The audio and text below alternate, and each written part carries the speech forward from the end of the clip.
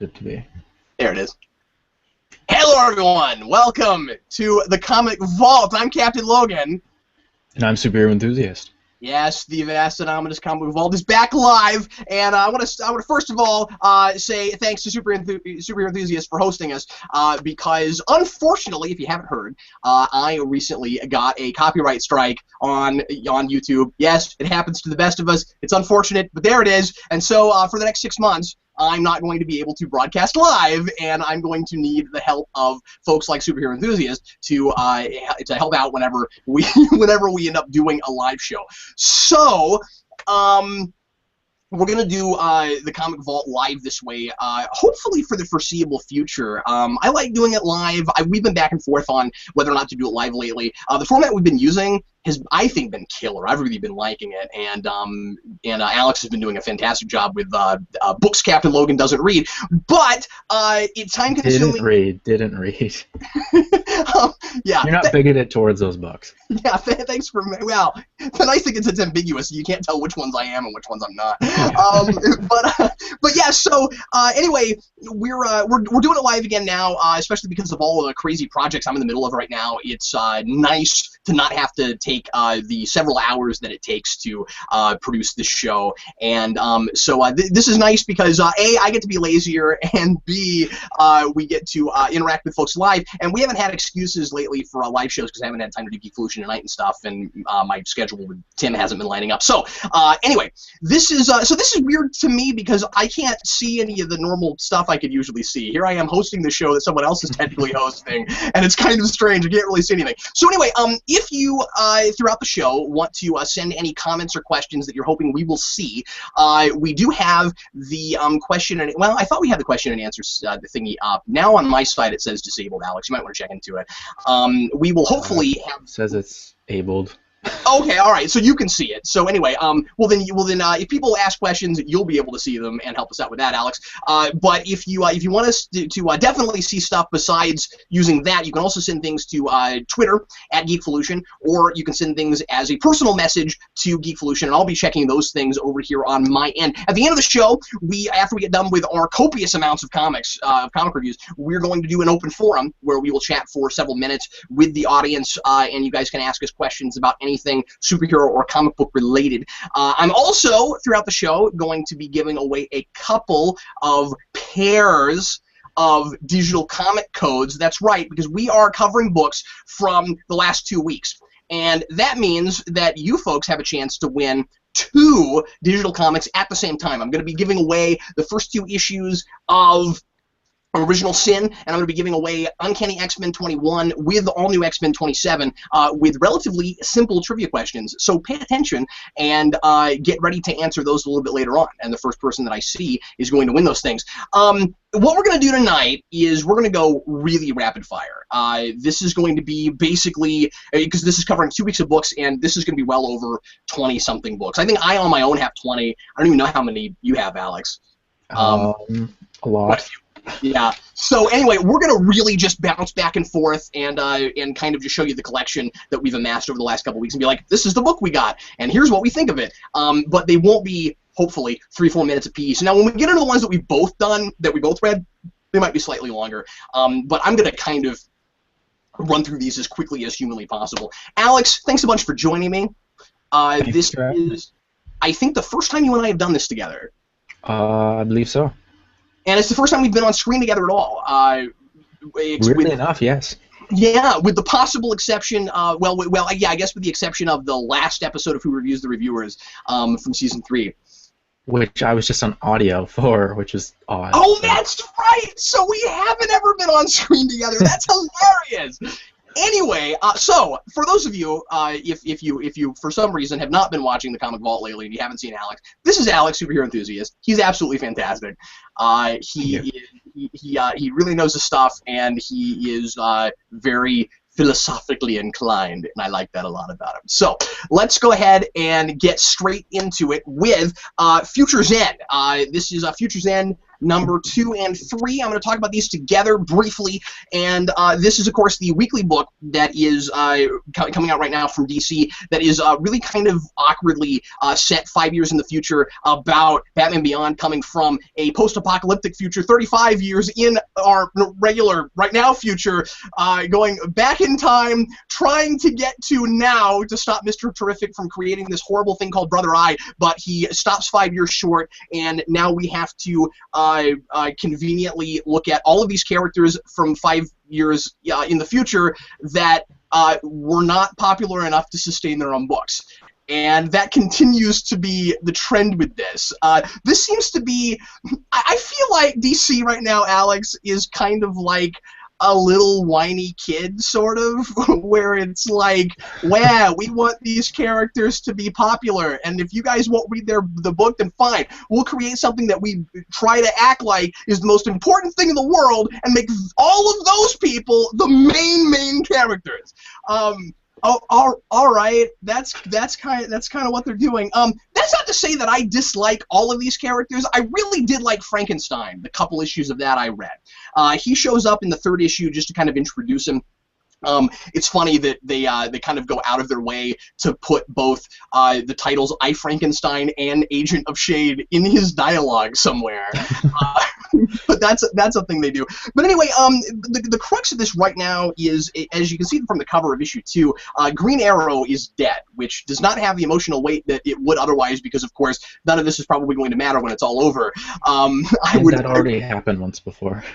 Yeah, there's that too, I would assume. And basically the main narrative crux of this right now is, besides just Batman Beyond trying to find, trying to figure out what to do about the Mr. Terrific situation, we've got the jerk face half of Firestorm forcing the not as jerk face half of Firestorm to stay in the Firestorm matrix and keep that whole thing going, so that he won't so that the better of them won't tell everybody that the jerk face version made them late to stop Green Arrow's death.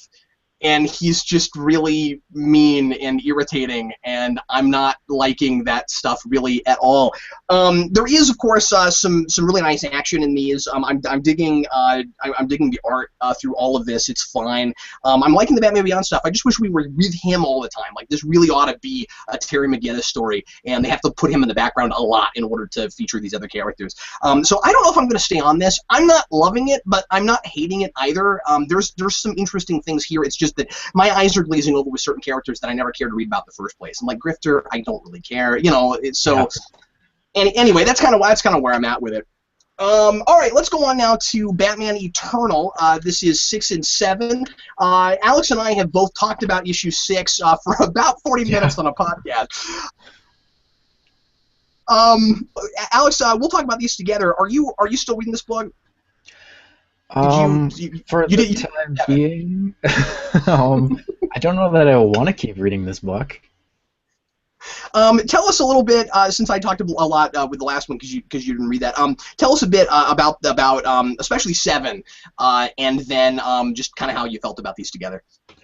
Okay, well, 7 especially was weird because we had complained before that they just stopped the story they were telling to just tell all these random one-off things that didn't make any sense and didn't connect in any kind of sensible way.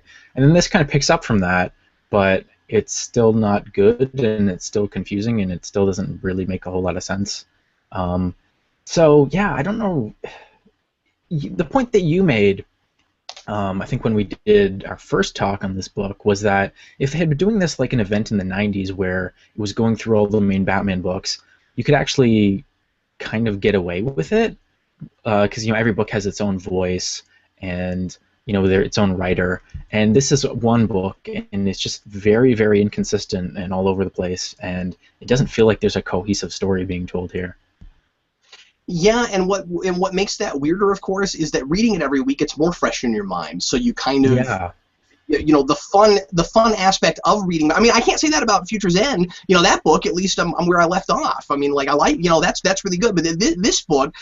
Even with 7, we were where we left off, and do you feel like there's a lot of tone shift? Do you feel like every time we get a new issue, it just feels like it's not even really the same kind of overall atmosphere? Like, Yeah, because I think part of it is all of these different writers have very, very different voices, and they've just kind of let them go wild. And I mean, one of my biggest criticisms towards DC right now is they have a very, very strong, kind of editorial mandate on various things that keeps things in check, but it doesn't seem to exist on this book in this kind of microcosmic scale where it really needs to be. I would argue that it doesn't seem to exist in a lot of places in DC, even though it's there. I don't understand it. Yeah, that's the weird thing is it's so inconsistent. It's like, across the board, nobody can get married, but then there's all kinds of bizarre continuity things that don't make any sense at all.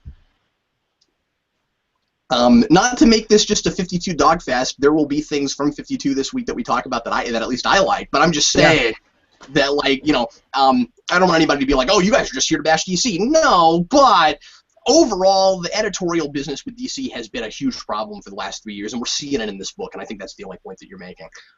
Yeah, and I mean, this book specifically, I guess what happens is it picks up with the Falcone thing, and the Professor Pig thing kind of shows how those are tied in along with the wider gang war and Cobblepot, and it's basically Falcone launching his war against the Penguin and blowing stuff up, and that's more or less this issue. Batman's just kind of thrown in the midst of it. There's some cool stuff with, I guess, the Batmobile and it having like fire extinguishers on it and that, but it's mostly forgettable. I thought so too. I did think that some of the action was pretty exciting. I've been kind of waiting for. I know this sounds awful. I've been sort of waiting for things to blow up a little bit in this book, just because I'm not emotionally connected as much as I want to be to certain characters. Or when I am, we get away from them for 3 issues. You know what I mean? Like, I'm very interested in the Gordon thing, but we haven't been there for 3 issues. It felt like it was building to the explosions, and then they didn't happen, and then now several issues later, kaboom.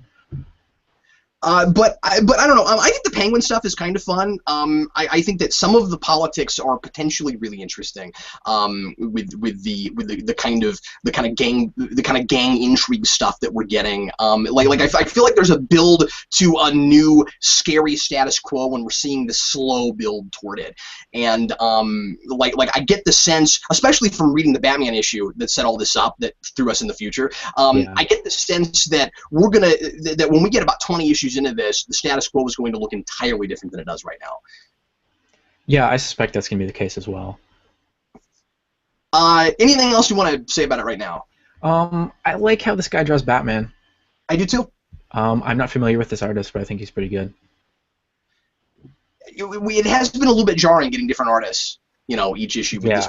And I mean, it's not like it's like David Finch doing one issue and Jason Fabok doing another, people who have very similar styles. This is just all over the place. Like Dustin Nguyen did an issue, and his style looks completely different from Fabok and from this guy. It's just the one thing I can say that kind of ties them together is we seem to be getting pseudo-sketchy people. You know what I mean? Like, not that it's too sketchy, I just mean that everything looks more pencil-y than it does really super inked and polished, which is good for Batman. I like that kind of gritty style. But then Nguyen wasn't so much that. Yeah, he kind of was the odd man out there. But that kind of sketchy 90s sort of style seems to be almost like DC's house style right now, aside from a couple books. Okay, let's go ahead and go on now to the other book that I've got that we had last week and this week, and then we'll get into strictly last week's books. This is Original Sin, number 1 and 2. I reviewed the Zero issue and was just in love with it, and am a little bit sad that Mark Waid didn't get to write the whole thing. I don't know why they had Mark Waid come in and do the Zero issue and give us the Watcher's whole backstory and and that really, really cool character parallel stuff between him and Nova. I loved that. Yeah. Here's 2 characters you would never think you would find a way to parallel put together in any way, but like he took what was there already and went, well, now wait a minute, Nova's got this thing with his dad, and then the Watcher has this thing with his dad. And I mean, like, I don't know how much of the Watcher stuff he just made up, but because I don't know the Watcher's history, but if he made that stuff up, then that was a cool way to do it, and if he didn't make it up, he's a genius for thinking of putting them together. So, like, that was really exciting, and I was hoping for that kind of tone throughout this. And now we're getting Jason Aaron, who is also a writer I love. But it makes it just a very different sort of tone, and that's fine. It's just that I love the Zero issue so much I wanted 9 issues of it, you know. And so anyway, getting into this, now Alex told me before the show that he read the first issue and didn't really care for it, so he quit on it. I decided to go ahead and keep going. I actually sort of enjoyed the first issue. It is all kind of set up, despite just how much slugfesty stuff is kind of happening in it.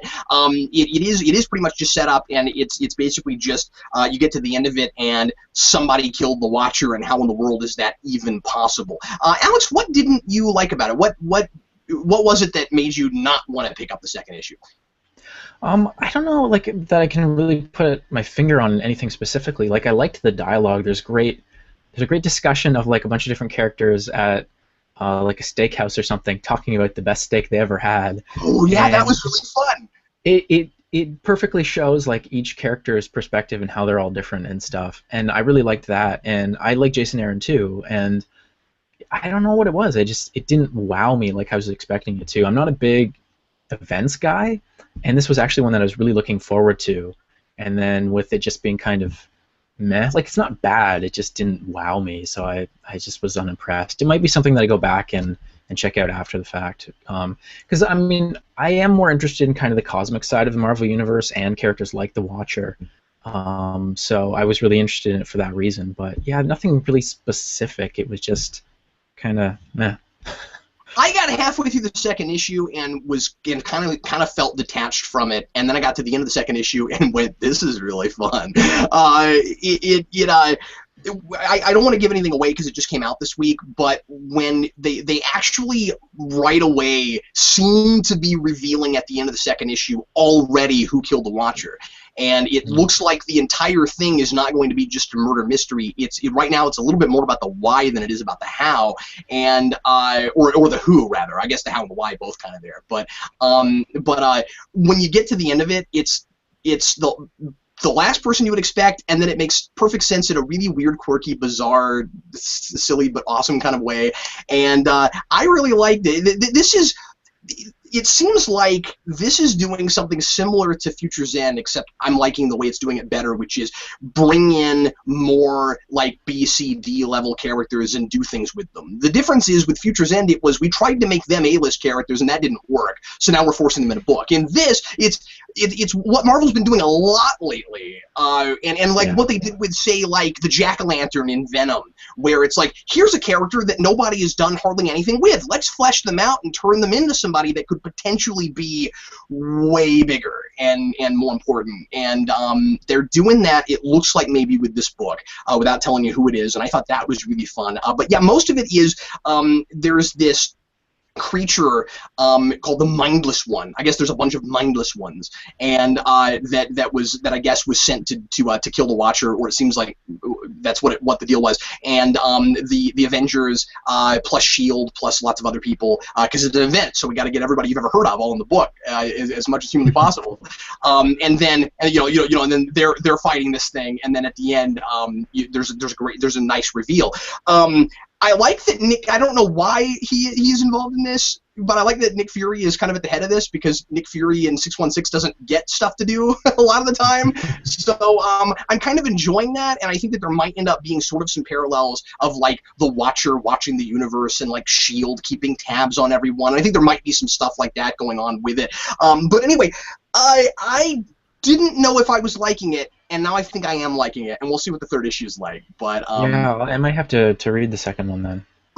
It may be the sort of thing that you want to wait for trade-in. I don't know. So, we reviewing it week to week. I guess I'll keep checking back in and let you know what it's like. Well, Alex, would you please start us off for last week and give us whatever you'd like to? If you have any DC, start there, because I've got some DC stuff. Yeah, I'll start with the digital first book, Batman Beyond 2.0, number 20, because I really don't have much to say about it. It's mostly just a giant fight scene between our Terry in the Justice Lord's Batman Beyond suit and the Justice Lord's universe, Terry, who's blonde. And they fight off the Jokers from the previous issue. There's a great little bit in here, though, afterwards where they talk, and our Terry, who, in the Batman Beyond show, they talked about being not as smart as Bruce, finally clues in and is like, hey, I'm in an alternate universe, maybe my dad's still alive.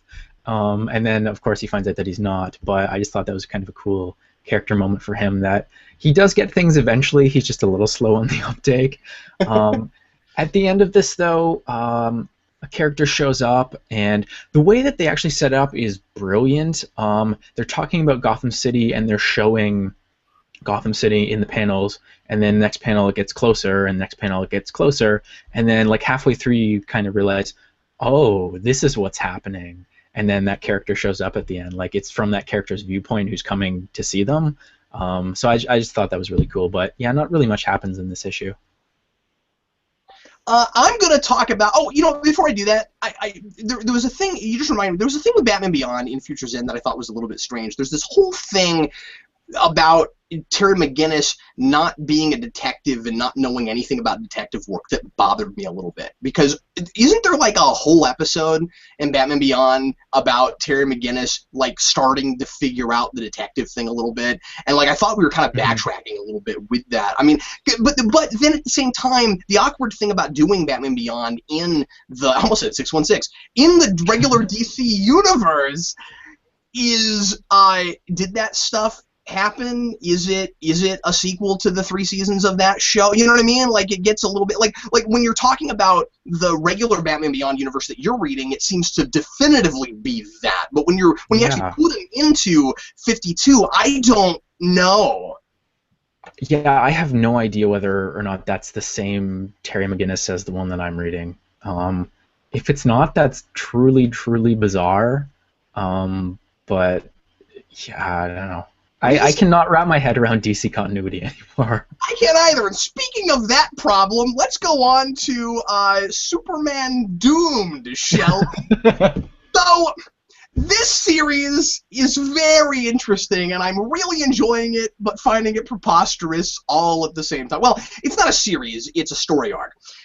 Superman Doomed begins with a $5 issue that's it says it's a one shot. I don't know if they're doing a second one of these to bookend the whole thing. But anyway, so it's Superman Doomed, and then the same week they put out the next 2 issues. So like, which is really strange. I've rarely ever seen that, but I can't complain about it because it was kind of nice. Because first of all, I get to review 3 books at the same time. That's kind of nice. But second of all, I can't help but enjoy getting to sit down in 1 week and read 3 parts of the same story, because it's, you know, you get more actual story at once, and you don't have to, you know, wait several weeks to and remember all the stuff that happened. So that's kind of nice, but it's sort of like releasing a trade, you know what I mean? Like, or like releasing, you know, like an original graphic novel.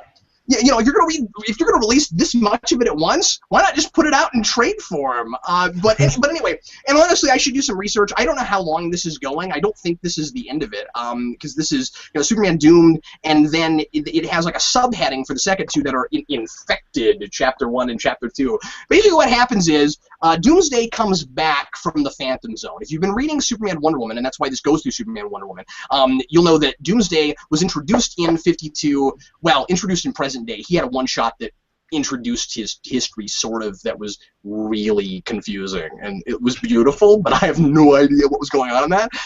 There's a prophecy about him killing Superman on Earth, on Krypton. It's really, yeah. Anyway, so, and I'll get to that in a minute, because blowing my mind here. Anyway, I'm getting off track. Let me go backwards. So, what happens is Doomsday came out of the Phantom Zone, and he fought Superman and Wonder Woman, and Superman seemed to know who he was because of information he had from the Fortress of Solitude. And he is really, really monstrous and hard to beat, and I love how difficult to beat they've made him. He is the menace he's supposed to be for the most part, and I really like that. There's this great thing in this, at the beginning of this, when, or is it like the second part of this, where it's like Doomsday, the only person that can fight Superman or Doomsday is Superman, because he's the only person that's been able to last more than 17 seconds in a fight with him, and I love that that's in there. That's great, because Doomsday in regular DC continuity got really wussified. Like, he was so easy to beat, and he was basically like the Morgan Voyager. Just every time he showed up, he was easier and easier to beat. And in this, they make a point of saying he's not that. going all the way, because I said, I guess I'm talking about this longer than I meant to. I said when we introduced him the first time that it was strange that in the last issue of Superman and Wonder Woman they bring him back again in order to set this event up, and I was like, well, why didn't we just bring him in there? They actually have a cool reason for it, I think, which is what they thought at first was a larva, and now they've got now he's like gestated and he's the real enormous Doomsday. So they barely beat him the first time, and now he's an adult. Like, I'm like, that's cool. That's a great idea. And then Superman beats him too fast. And like the way he does it is sort of okay, and I enjoyed the fight, and it was fun to read, but it was basically all just set up to do the kind of basic classic should Superman kill, even if it's just a big unthinking monster creature thing, and it felt a little obligatory and kind of the obvious thing, but also so that they could make him pay for the fact that he had to kill something by becoming it. Superman becomes Doomsday in this. That's what Infested is about. He is becoming Doomsday, and he seems to be from the help of Wonder Woman getting over it at the end of the last issue. But I wonder what's going to happen with it. Anyway, it's interesting, but really really hokey, especially because while he's starting to look sort of Doomsday-ish, he has a Superman symbol in the center of his chest, and it's not part of a costume. It's just there, and it looks like a button that you could press it would make music and light up. Like, it's really weird. But anyway, that's all I want to say about it right now. Except, I'm sorry, there's this other thing.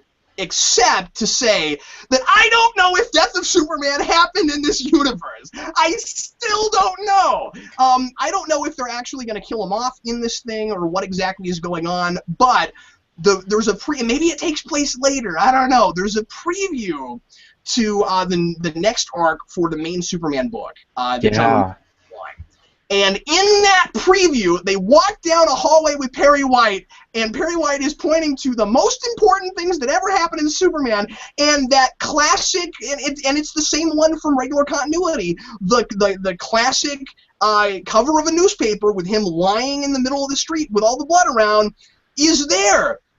So are they talking about this? Does that happen to the? What is going on? Because the thing is, it can't happen the way it happened, right? Because Steel is completely different, and Steel is involved in this, and he's a totally different character, and he seems to be like really rich and almost Tony Stark-ish and stuff. It's weird. And then like, okay, Superboy is an entirely different character, and Cyborg Superman is Zor-El.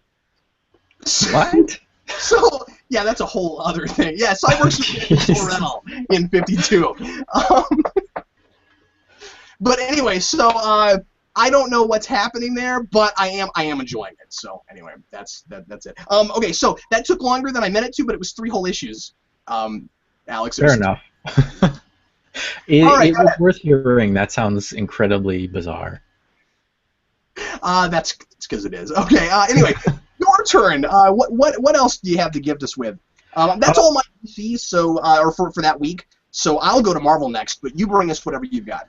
Yeah, I have my last book from DC as well. That was Justice League United #2, or maybe it was #1. Yes, I think it was #1, but it was actually a second issue because there was a 0 issue, which started the whole story.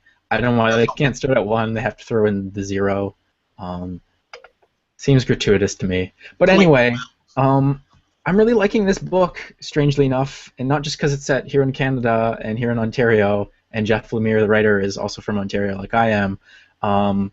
He's just a great writer, and this feels very much... This feels like the least New 52 book in the New 52.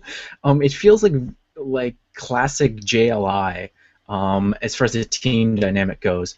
I guess what's been going on is they went up to Moosonee, which is up north in Ontario, and they found some alien base or something, and Adam Strange is introduced in the last issue, and his girlfriend / student went missing. She was abducted by the aliens, and there's some giant monster there that they all have to fight, and the monster is elemental, so Martian Manhunter's there, so the monster turns into fire to fight him, and that kind of goes off on its own thing for a while.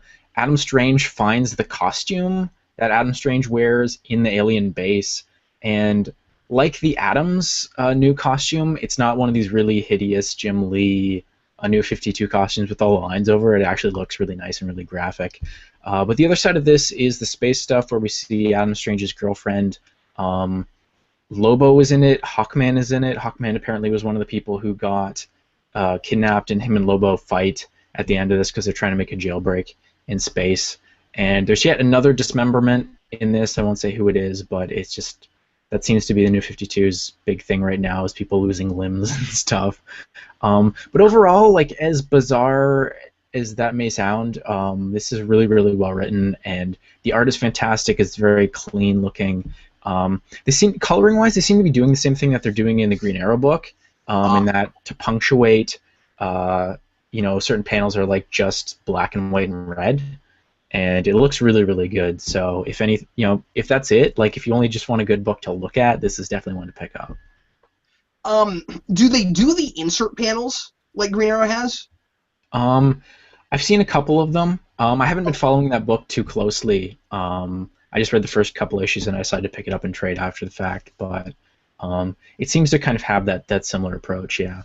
Yeah, that's awesome. I love that, and not just because it's super 80s and retro, but it's a really cool way to tell story in comic books. Like, I love seeing stuff in comic books that you can only do in comic books, that like validates it being told in that medium and nowhere else, and that's the thing. But it also makes it kind of cinematic too, because of course you have insert shots in movies and stuff. But what's cool about the way they do that in that book is in a shot that you're looking at, you got this neat little picture-in-picture thing where you're like, oh, that's what I'm supposed to be focusing on, and it's like, I don't know, it's really economical. Like, you can tell a lot more story that way because you don't have to waste panel space. You just put it in there.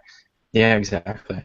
I totally agree. Things that use the medium to its limits are the best stuff in comics. The next thing I've got, I'm going to go into some Marvel stuff, and these will be really brief. Here's Iron Man number 25. This is by Kieran Gillen with art by Luke Ross. I am not as into this as I was at first. It doesn't help that I somehow missed issue 24. I don't know why, but I missed it. So I'm reading this without having read 24. So I already hadn't read much Gillen Iron Man before that, and now I still feel like I don't know what I'm looking at. So I might like it better if I read 24, certainly. But at least from what I know and what I'm looking at here, I'm not digging it as much as I like the beginning of this arc. This is the thing with the Mandarin rings going to Malekith. Okay. And I thought Gillen had an okay voice for Malekith at first, but then here, I'm not buying it. He doesn't sound like, I don't know. He's not as good at what he does in this to me. He's not as conniving and as good at that. Like, I just think Iron Man, the way he dispatches him in this seems a little bit too easy to me.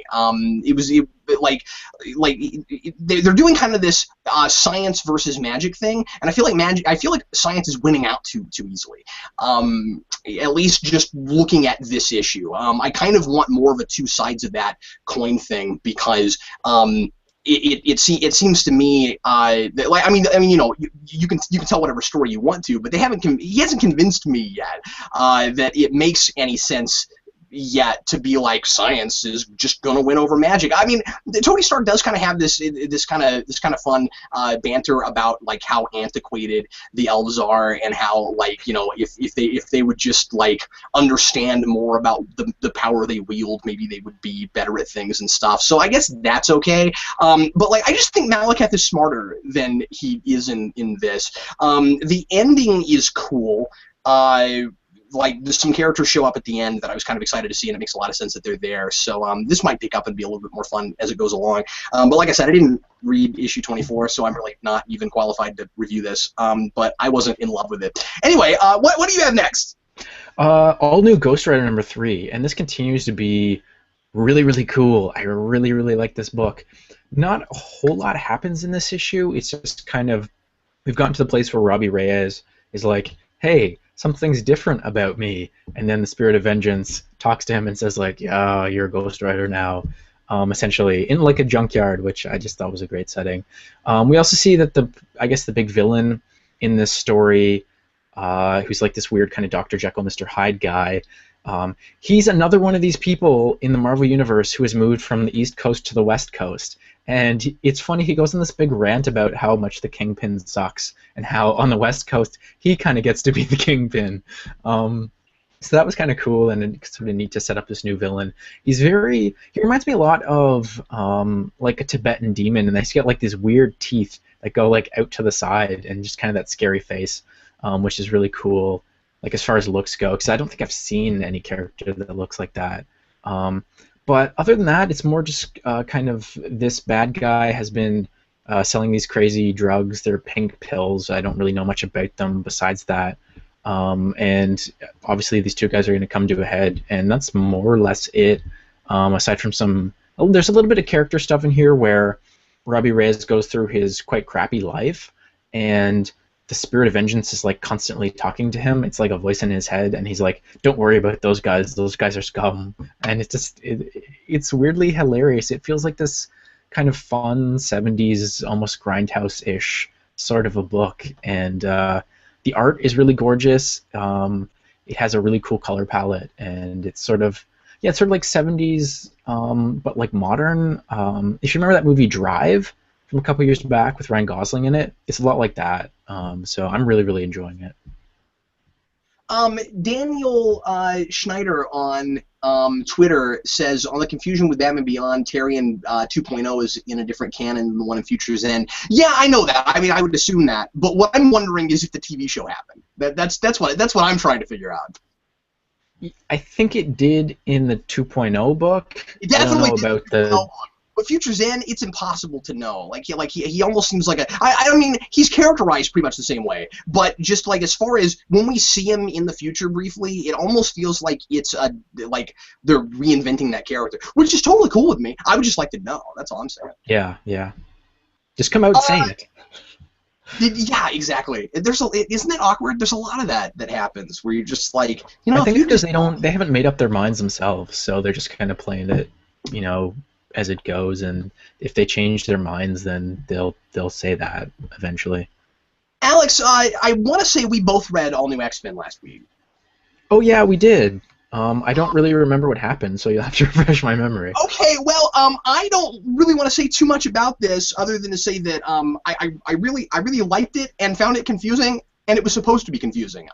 This kind is of like every issue of this book in I a way. know, and it sounds like a cop-out review. You're like, okay, Captain Logan knows nothing about this book, so he's just gonna say, I usually like Bendis' writing, and the book was weird, and I don't know what was going on, but that was intentional, so it's good. No, that's not what I'm saying. What happens in this is we get more stuff about the far in the future X-Men that include, okay. that include other Professor Xavier and the Ice Beast and the crazy Jean Grey with the weird head thing.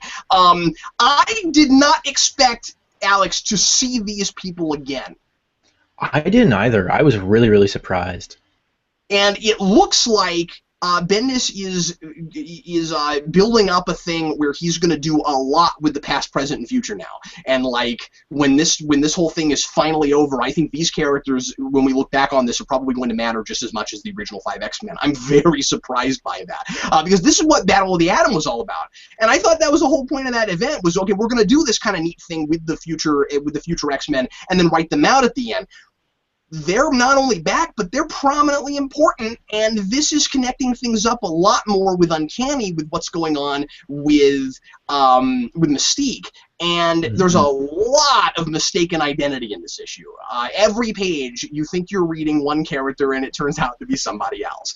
And I really enjoyed that because, like I said, I was completely confused, and then when you finally figure certain things out, you're like, oh, that's what's going on there. Wow, crazy.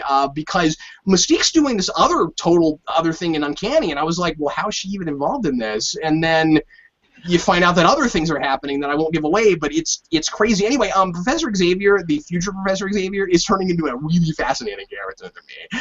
And I was really, really interested in that. I think he's likely to end up being kind of maybe a big giant villain character for this piece, or maybe not. I don't know right now. But I find him absolutely terrifying. And anyway, I really enjoyed this. It's not where I thought it was going. I'm having that a lot with this book. I do feel like this thing, it has continued to be a little bit meandery here and there and a little bit bipolar. Maybe bipolar is not the right word. More just, again, Bendis decompression. But it's finding its footing again, I think, and I'm caring more. And also, what I really, really wanted to see happen is happening, which is finally Beast in present-day Hank McCoy is really, really important.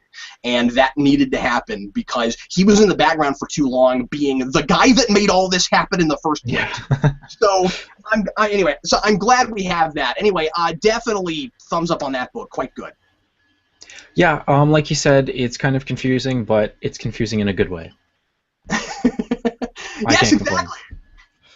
Well, and Alex is like, and frankly, I don't even remember what happened in it, so...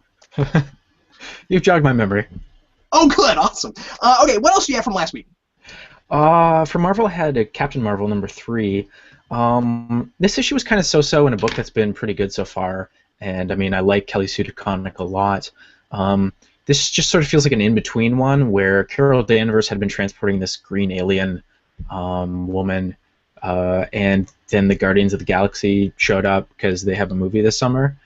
And it turns out they're actually kind of a part of this plot in that the green woman hijacks Carol's ship and then attacks them because she's trying to kill Star-Lord because his father, who runs that crazy space empire, is like kicking all of her people off of their planet, which isn't actually their planet. It was some new planet that they settled. So this is like their second planet that they've had. So they're really screwed. And so she eventually, brings her back to her people, and then she meets their leader, and the leader basically just yells at Carol Danvers and says, like, you don't know what's going on. You can't help. You don't know anything. And then it turns out there's some type of disease or something we find out at the end that Carol gets shown. And I don't know how she's going to deal with that because she consistently says, if I can't punch it, I don't know how to deal with it. So maybe we're going to see a little bit of character growth for her in this, which will be good, I think. But yeah, this just kind of felt like an in-between one. It wasn't great. It wasn't terrible. It was just kind of, hey, the Guardians of the Galaxy are in this because, movie this August. I gotta tell you, man, I feel kind of bad for anybody that's not been reading Guardians lately, because like it or hate it, they're everywhere right now. And yeah, you don't even need to be, because they just show up in every other book. Well, that's a good point, yeah. Yeah, because now that I'm thinking about it, the counter to what I just said is, well, there's not that much to know. Like, I like those characters, but, like, what matters a lot of the time is this is the basic personality trait of this character, and this is the basic personality trait of this character. And people have kind of dogged on Bendis for that. And and I wish I had read earlier Guardians, because I've been told a lot lately that the stuff in the early 2000s or mid 2000s was really good, and Bendis has like oversimplified Rocket Raccoon and stuff like that. I can't speak to that because I haven't read that stuff. So I've really been enjoying his stuff, except that it's been meandering too much and crossing over with other things and not doing its own story. But it's getting over that now. But perhaps if I read that stuff, I would feel the same way other people do about it. So maybe they're not being handled as well as I thought they were. It's hard when you don't have a point of reference. Yeah. Speaking of intergalactic Marvel-y things that have everything to do with that stuff, we've got Cyclops #1, which came out actually the week before last, but I missed. My store had already run out of it by the time I got there. So last week I got a copy, and this book could have been called, at least where it is right now, Starjammers. And I'm wondering just how long Cyclops is going to be with his father. With the Starjammers, because if this whole book is just that, it really just reads like a Starjammers book, with Cyclops at the center of it, because his father is trying to be a father to him, and it is a pretty good father-son story. There's some good touching stuff between them. His father feels like he kind of gets to have sort of a second chance with his son that he never had before, and this is the chance to do it right, because his son is 16 again, and you never get that chance, and I thought the way that it really spent some time dealing with that stuff, and how novel this is for the both of them, and how they want to take full advantage of the situation was pretty great stuff. This is Greg Rucka, and Greg Rucka is great with character stuff. I think it's really cool that somebody thought to give him the Cyclops book. Well, it's doubly cool because I read an interview with him, and obviously he had been kind of pushed out of DC and then pushed out of Marvel, and they brought him back with this because I guess his son is like the same age as Cyclops in this book, so it's something that he knows intimately right now. Oh, that makes sense. Cool. This is something that I didn't pick up, but I'm looking to pick up and trade definitely because I love Greg Rucka. He's one of my favorite comic writers, and him kind of speaking from the heart, I guess, in a way, will be really, really interesting to see. That is, yeah. Well, that probably brings a lot of that authenticity that I was picking up on reading it. Cyclops' dad's kind of lover or girlfriend or wife or whatever she is really interesting. Lover, girlfriend, wife, or whatever she is. Or whatever. Well, I just don't know because I don't know the status quo right now, and I can't remember. I read this last week. I can't remember if they mentioned it, but anyway.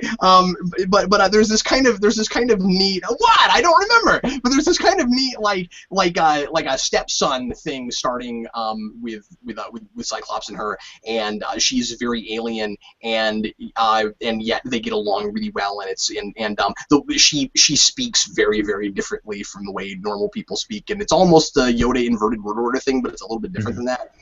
Anyway, I don't know. I really enjoyed it. I don't know if it's a book I'm going to keep reading. I wanted to review the first issue just to let people know whether or not I thought they should pick it up, just because I'm reading so much other stuff, and it seems like every X-Man is getting his own book. Nightcrawler has a book now. Cyclops has a book now. Magneto has a book now. Storm is about to get a book now. First time Storm will have ever had a monthly book. And I feel like pretty soon every single X-Man is going to have their own book. But you know what? I can't complain, because one of the big things I've been complaining about so much for the last several years with Marvel is that everything's a team book and we don't have singles anymore. And now characters are getting books again, and they don't have to have every person in the Marvel Universe in the book to sell it anymore. So, yay! A lot of people are thanking Hawkeye for that, and I think they might be right about that. Yeah. So, anyway. We are spoiled for choice when it comes to X-Men right now in comics. Seriously? There's so much stuff, and like all of it seems to be good. All of it that I've been reading has been good, and I've been reading a whole lot of it. I don't know. I mean, like, I read a couple Wolverine things I didn't really care for that much, but other than that... Yeah, but Wolverine's always hit and miss, and apparently they're killing him now, so... Yeah, and he has 3 months to die.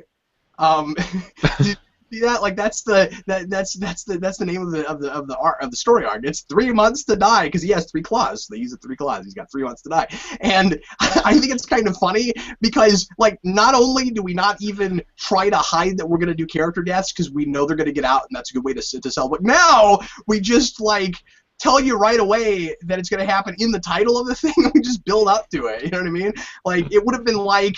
It would have been like if before they killed off Superman, like they told you that you knew that the Superman was coming, but it would have been like if they had an arc leading up to it that was like prelude to killing off our main character, you know, something like that. Superman has 3 months to live. So I don't know. I'm making fun of the title. I don't know if I'm gonna read that stuff, so I don't know if it's any good or not. But anyway. Yeah, I don't know. I'm just tired of the whole stunt thing, so I probably won't be picking it up. I mean, I might review some of it just to review it. But anyway, do you have anything else from last week? I have one book left from last week. That's Star Wars number 17. This continues to be really cool. Obviously, this book is set between New Hope and Empire. The Rebels have been trying to get a new base. Obviously, they end up on Hoth since we saw that movie. But right now, they're at this planet called Arachar, which... In Star Wars, planets are all a single ecosystem, so it's like it's an ice planet like Hoth, or it's a volcano planet like Mustafar, or it's a desert planet like Tatooine. This is like Swiss Alps planet. Everything is like mountainous. So that's what this planet is. But anyway, they're kind of isolationist, I guess somewhat like Switzerland, and they want to be part of the wider galaxy. And so that's why they want to join up with the Rebels, or at least the Royals do, and Princess Leia has agreed to marry their prince. For the political benefits, and it turns out there's this giant conspiracy, and everybody else behind the scenes is like, nah, we'd rather join the Empire, which is really kind of terrifying to think. And so the conspiracy has sort of been revealed. Luke Skywalker kind of uncovers it. He's been going off with these mountaineer guys because I guess they don't have any other kind of guys because everything's mountains. And he gets some really cool action in this. He's sort of in this weird place where he's trying to contact Ben Kenobi again through the Force, and Ben finally does. And he was great in this issue. Just he didn't have very many words, but the voice that they had for Obi-Wan Kenobi was very, very much. I know it brought me back to being a kid again and seeing Star Wars for the first time, and reading the comics and playing the video games and all that stuff. It just felt totally spot on. And Luke gets a lot of great stuff to do in this as far as action goes, which I always like. Because it seems with boys, people are always like, you're a Han guy or you're a Luke guy. And me being a blonde kid who grew up on a farm in the middle of nowhere, dreaming of bigger and better things, surprise, surprise, I could always relate to Luke Skywalker. So I'm always happy to see him get great stuff to do. The conspiracy is obviously building. Like I said, the bad guy, well, it's Star Wars, so he looks like a bad guy. He wears black and red and has like an eye patch and is bald. So, so again, surprise, surprise that he's the bad guy. There's no archetypes going on there. No, not at all. This isn't symbolic in the least. But we saw last issue the Empire sent some cargo ship or something that's droid controlled to the planet, and they thought, oh, well, maybe it's just a glitch in their system, but they left a probe droid. And the Empire shows up at the end of this. That's the long and the short of it. And this is going to presumably be building to the climax. But it's really good. Lots of great Luke stuff, which I like. Like I said, I'm enjoying this book. Oh, why am I still reading that? I read the first few issues and fell off of it for some reason, and it always sounds really good whenever you guys review it, so I wish I was still reading that. You know what they need? They need a Cloudy with a Chance of Meatballs planet in Star Wars. That's what they need. They need a planet where it's like raining root beer or something. And then that be an archetype for other planets in Star Wars, so that every time you go to another one like that, that's like that Cloudy with a Chance of Meatballs planet that has become this staple in the Star Wars universe. And I just want to know what the stormtroopers would look like. Yeah, like rainbow stormtroopers for the candy stormtrooper. Anyway, so my last book from last week, Alex, is a book I think you personally would really enjoy, and it is the first of a new bi-monthly series. For those of you that don't know the difference between bi-monthly and semi-monthly, it means it comes out 6 times a year. And this is Star Trek New Visions, and this is written by John Byrne, who had a huge, great Star Trek run in, I think, the 80s, and this is called The Mirror Cracked. And what it is this is oversized comic book, and it tells the story of what happens after Mirror Mirror with Mirror Spock after Kirk has his big speech to him and tells him to logically find a way to find peace in the Terran Empire. And so this is like if you had a sequel episode to that. But what makes it cool, because it's like, oh, well, that's an obvious thing to do. What makes it really cool is it's not just a straight-up comic book. It's a photo novel. Yeah, I heard about this when it was announced, and then I didn't know when it was coming out, so... Yeah, I didn't know about it. They're doing it as photo novels, and so John Byrne's collecting the photos. So what he's doing is he's meticulously going through TOS and finding screenshots and compiling them together and photoshopping it. And it's not just like a shot that existed. He'll compile things from other different shots. I am convinced that he somehow or rather compiled together just from TOS stuff a Klingon bridge that we never saw. It's really cool, and he uses like the Klingon emblems on the bridge, which were not in TOS. We didn't have those till TAS. I don't know if you know that. That's where those originated. Yeah. And anyway, so it's really neat, and the story is quite good. I mean, there's some things about like the third, I don't want to say third act, it's a TV show thing. TV shows more like in 5 acts. But the because there's commercial breaks in between. But the ending is leaves a little bit to be desired in just the way that things are wrapped up. But I love the dialogue in this. It is spot on. TOS. John Byrne is great for that stuff. There's basically. The idea is that Mirror Kirk finds a way to get back into the regular universe in order to steal the Romulan, or in order to help out the Romulans. I'm sorry. What was it? I read this last week. It was to help the Klingons out. And he gives the Klingons the mirror Romulan cloaking device, which is John Byrne's explanation for how they get it in the first place. Oh. I love that. I really like that because there's never an explanation for it, and that's how he does it. It's kind of fun. Mirror Spock in this is hilarious. He hangs out on the Enterprise for a while and pretends like he's regular Spock, and nobody knows that he's not regular Spock because he's so good at it. But then when they know that there's 2 Spocks there, he puts on a fake beard in order to tell each other apart. That's crazy. Yeah, and Kirk or someone is like, well, why couldn't you have just worn a different uniform? And he's like, because I like my beard. And like, because at first he's like, how did you grow facial hair that fast? Is that a Vulcan thing? And he's like, no, we use spirit gum.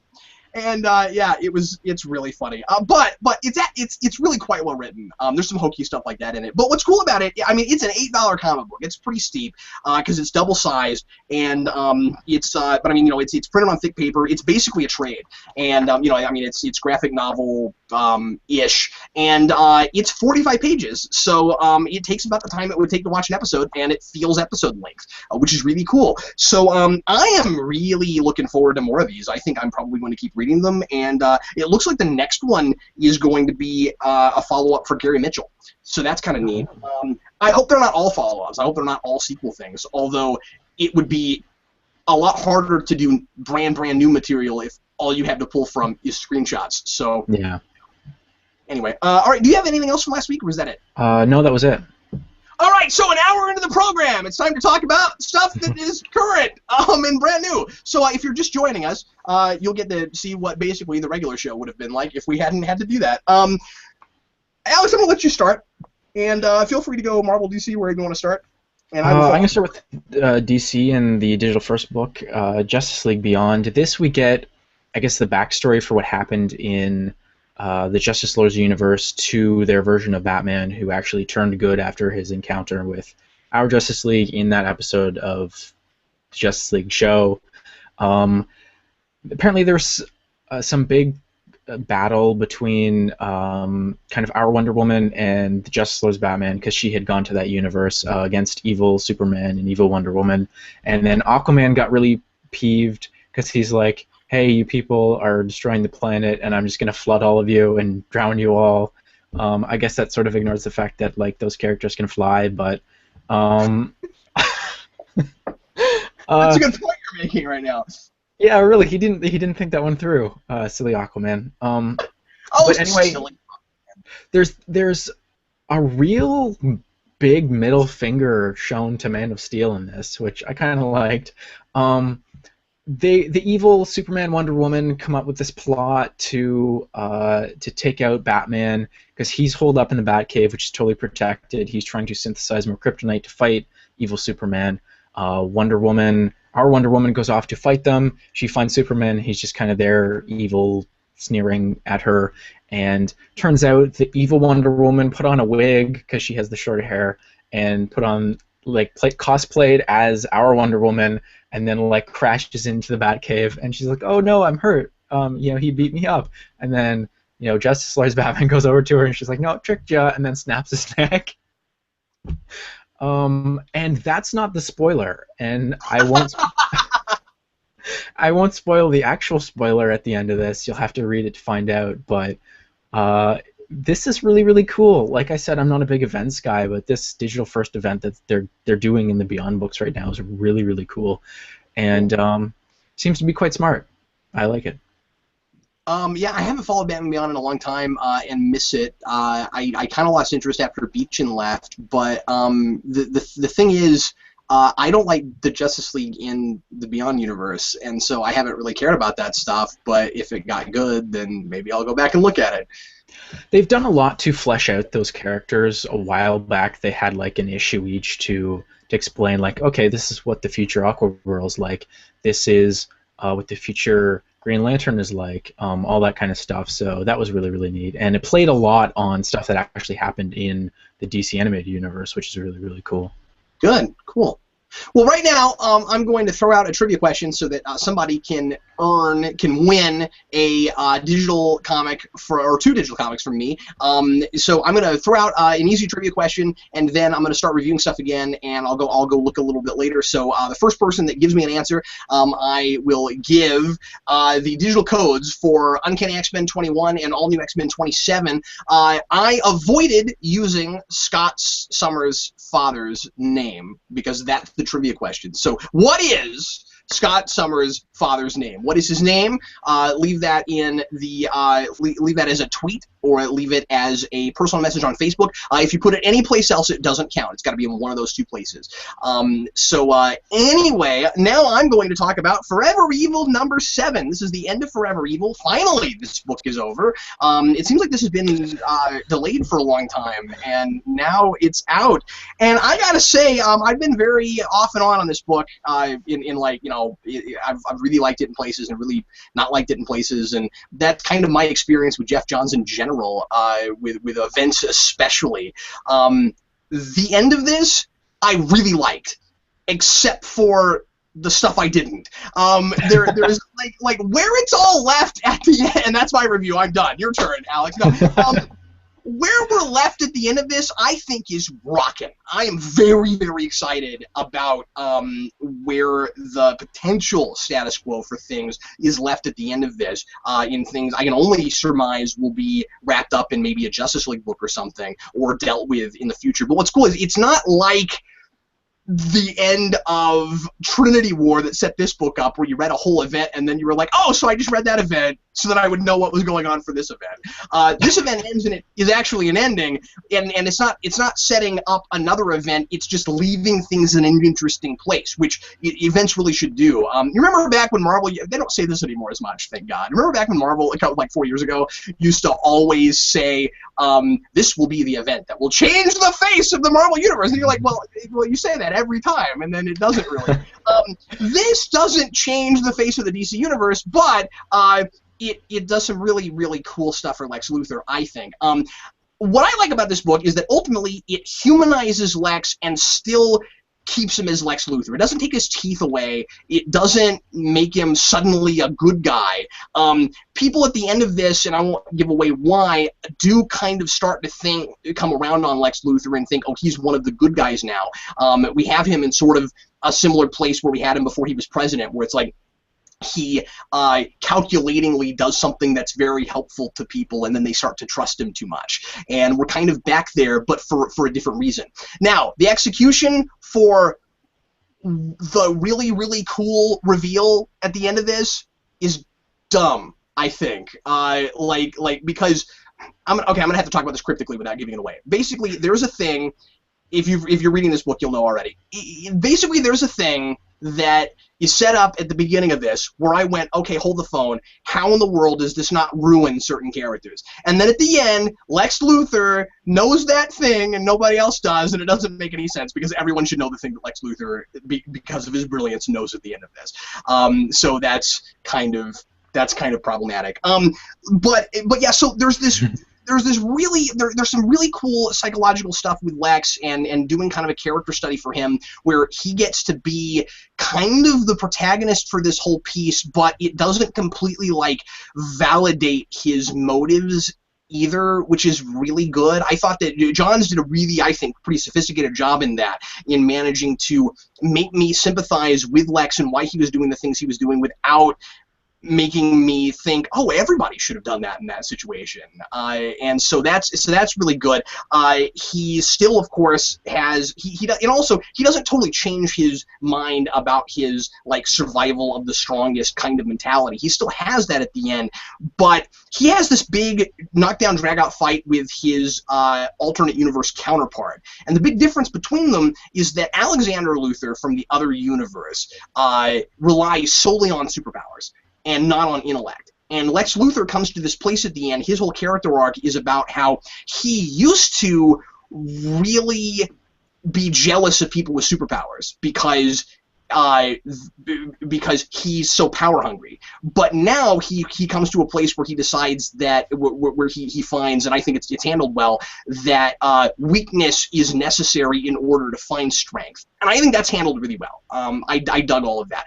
And also he comes to like really love and care about the Bizarro clone that he made, which is kind of hilarious. And I hated that whole thing at the beginning, and then I kind of came around on it just a little bit at the end.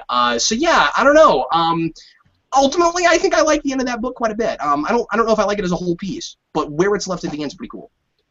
Justice Lex, Forever Ego. You spent the whole time coming up with that. I could tell your wheels were spinning. Yeah. That is a $5 book. A couple panels from that issue, and I know what you're talking about at the end, and I get what you're saying. I had to be cryptic about it. Yeah. It's a $5 book. It's pretty thick. There's quite a bit in it. It's good bang for your buck, with the exception of a couple of big, giant, full-page spreads of Cyborg. Just making a big deal out of Cyborg coming back. It's like, well, I'm not surprised. Why is it that every Justice League Cyborg story seems to write him out for a while and then make a big deal when he comes back? Have you noticed this? This seems to be a regular thing with Cyborg. It's like, and he's back to save the day, and I'm just like, so you put a character in here that you didn't know how to use, and then you wrote him out, and then you made him like the big, cavalry at the end, like. Yeah, it's sort of bizarre that he's even on the Justice League. I still feel that way too. I'll be happy to like it more as soon as somebody does something cool with him. Yeah, and I mean, like, I like Cyborg. I'm not saying that as someone who doesn't want Cyborg to be, a big player, but I don't know if it's just because like he's gonna be in the new movie that's coming out, so they're trying to push him really hard, which is kind of funny because when you think about it, they've got Batman, Superman, Wonder Woman, Cyborg confirmed, Aquaman rumored, Robin supposedly exists in that universe. That's the Super Friends lineup. That's funny. They should just do that, and then as it goes on, they should just start adding other Super Friends characters that were only made up for Super Friends. Yeah, like Apache Chief and Samurai. Yeah, basically just do all of the really racist characters. Yeah. Yeah. Go for it. Is it Black Lightning? Who is it? Black Vulcan, because they couldn't use Black Vulcan. That's what it was. Yeah. We don't. Yeah. If they've got to have a token black guy in there, it doesn't have to be Cyborg. They can go with Black Vulcan. No, Cyborg's the token cybernetic guy. Oh, is that what it is? That's the future of discrimination. Well, I hope what I just said was not offensive to anyone, but I think that they're doing that just so that they can act like they're being, really diverse. Like that's got to be it. Well, or we have to make it like 52. That's the only other thing. Yeah, and with some of the stuff that they've been doing, like in Arrow, and that they have the 52 news and like that actual anchor woman, that's just so bizarre. And like they have skinny Amanda Waller on that show. I don't know. I mean, it makes sense, I guess, that they wouldn't want to keep things relatively consistent, but usually the pre-New 52 stuff was just better, so I'm inclined to want to see that. Me too, and I guess part of the problem too is that I have a hard time not kind of feeling like this is kind of all temporary and eventually it won't look like this anymore. Now it's been 3 years, so I could be wrong. This might just be the state of things for another 10 years. I don't know, but I mean, like, I still kind of feel like we're all going to look back on this period and see, like, all the action figures with the 52 suits and stuff and be like, remember back when they made everybody draw the exact same lines in the same places? You remember that? Like, I don't know. It's going to be really outdated when we finally get away from it. I think it's outdated already. It looks very 90s. Yeah, but, fair enough. Not to go off on that rant yet. Yeah, again. sorry. Um, It's hard not to. Anyway, I guess I just reviewed something. Go ahead. my last book from DC was Wonder Woman, or I should just call it like Amazonian Woman. This one is actually pretty cool because this story is building to its climax. Wonder Woman is now both God of War and Queen of the Amazons, and it turns out at the end of last issue, the Firstborn, who's this evil son of Zeus, who he's just gross. He's just bad. He's just terrible. Like every terrible trait that you can imagine in a person, this guy has. And anyways, he kills Hades. It turns out he shows up in the underworld and kills him. And this issue begins with Hermes and Dionysos in like a cafe or something, just talking about what's going on and how they're kind of excluded because they're men. And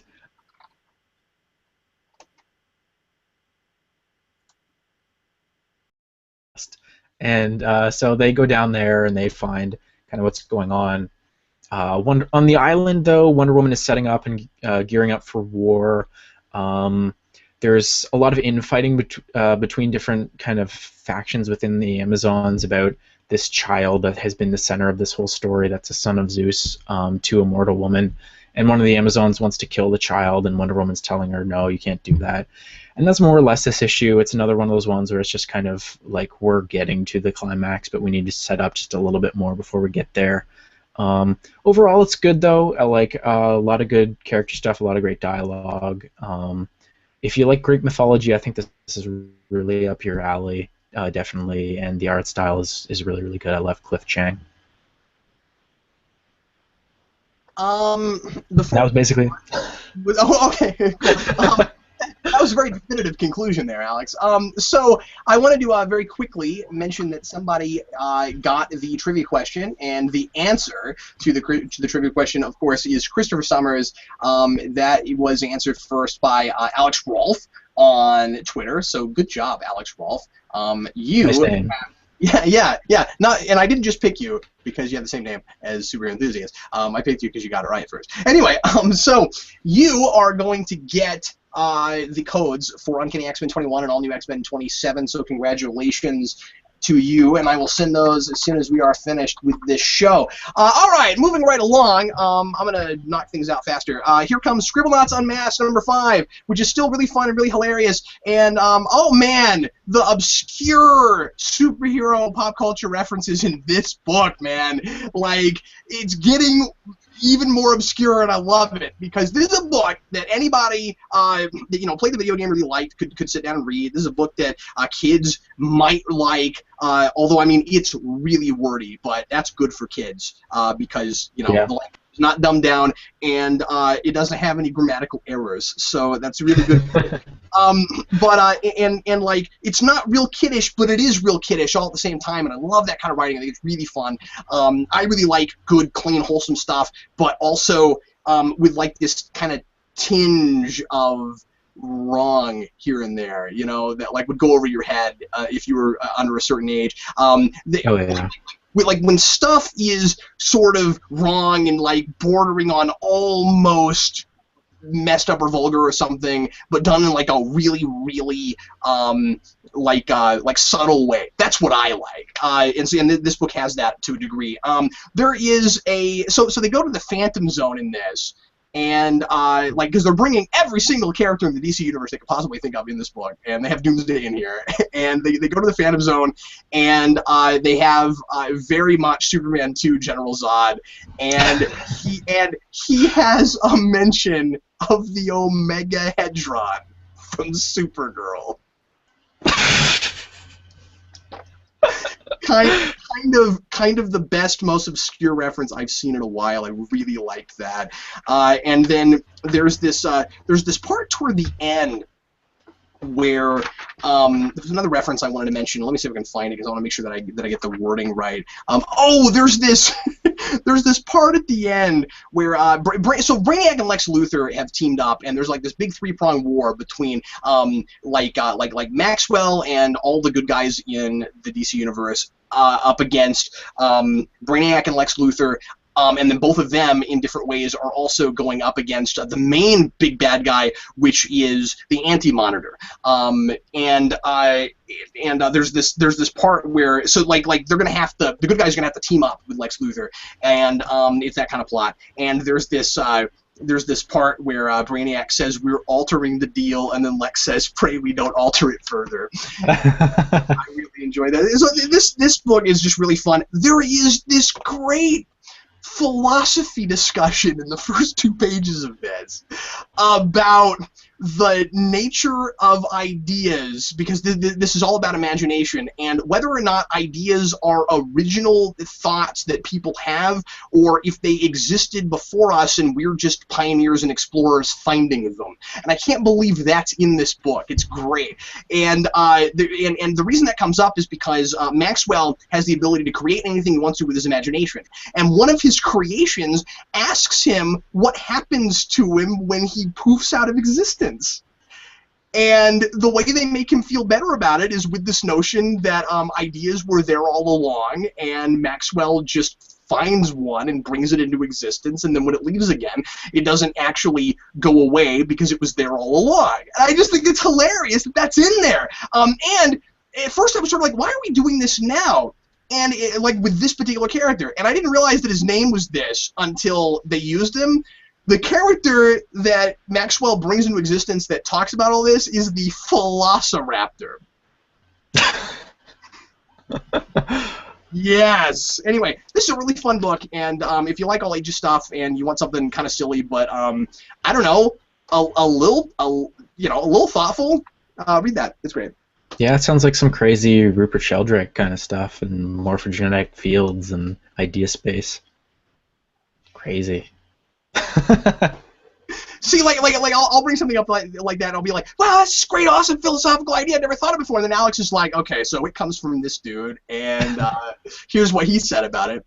Anyway, so yeah, Velociraptor. It's awesome. Tell your friends. All right. A great meme. Yes. And of course, the thing is, I'm such a big fan of Velociraptors. Like, it's my favorite. I have a Velociraptor in almost everything I've ever written. There's always a Velociraptor. And so when I read that, I got kind of excited. Anyway, Alex, what's your next book? Did you have any more DC ones left? Yes, I got 2. Okay, I'll hit you with an Image one then before we move on to Marvel. That was Prophet number 44. This is another one of those books where I'm totally confused every single issue, but like in a good way. This is this bizarre, sprawling space opera epic, and I still don't really know what's going on. This is another one of those Rob Liefeld characters from the 90s that's been revived and actually made good. There's an Earth Empire and like Prophet. They're all like clones, and they call them like brothers, and there's like a father, John Prophet, who's like the leader. But this focuses on a sister, and they're like these wispy sort of mental creation things, I think. Again, it's extremely confusing. I have no idea really what's going on.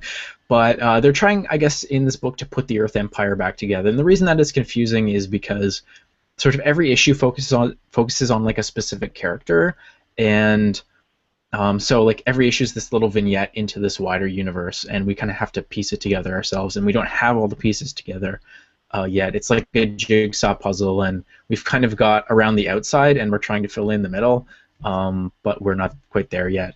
But basically, she has to go on a mission to this other planet. I'm still not entirely sure why, but it's weird, it's trippy, it's just a lot of fun, despite the fact that I have no clue what I'm reading. I'm still enjoying it, so I feel like it's worth the money.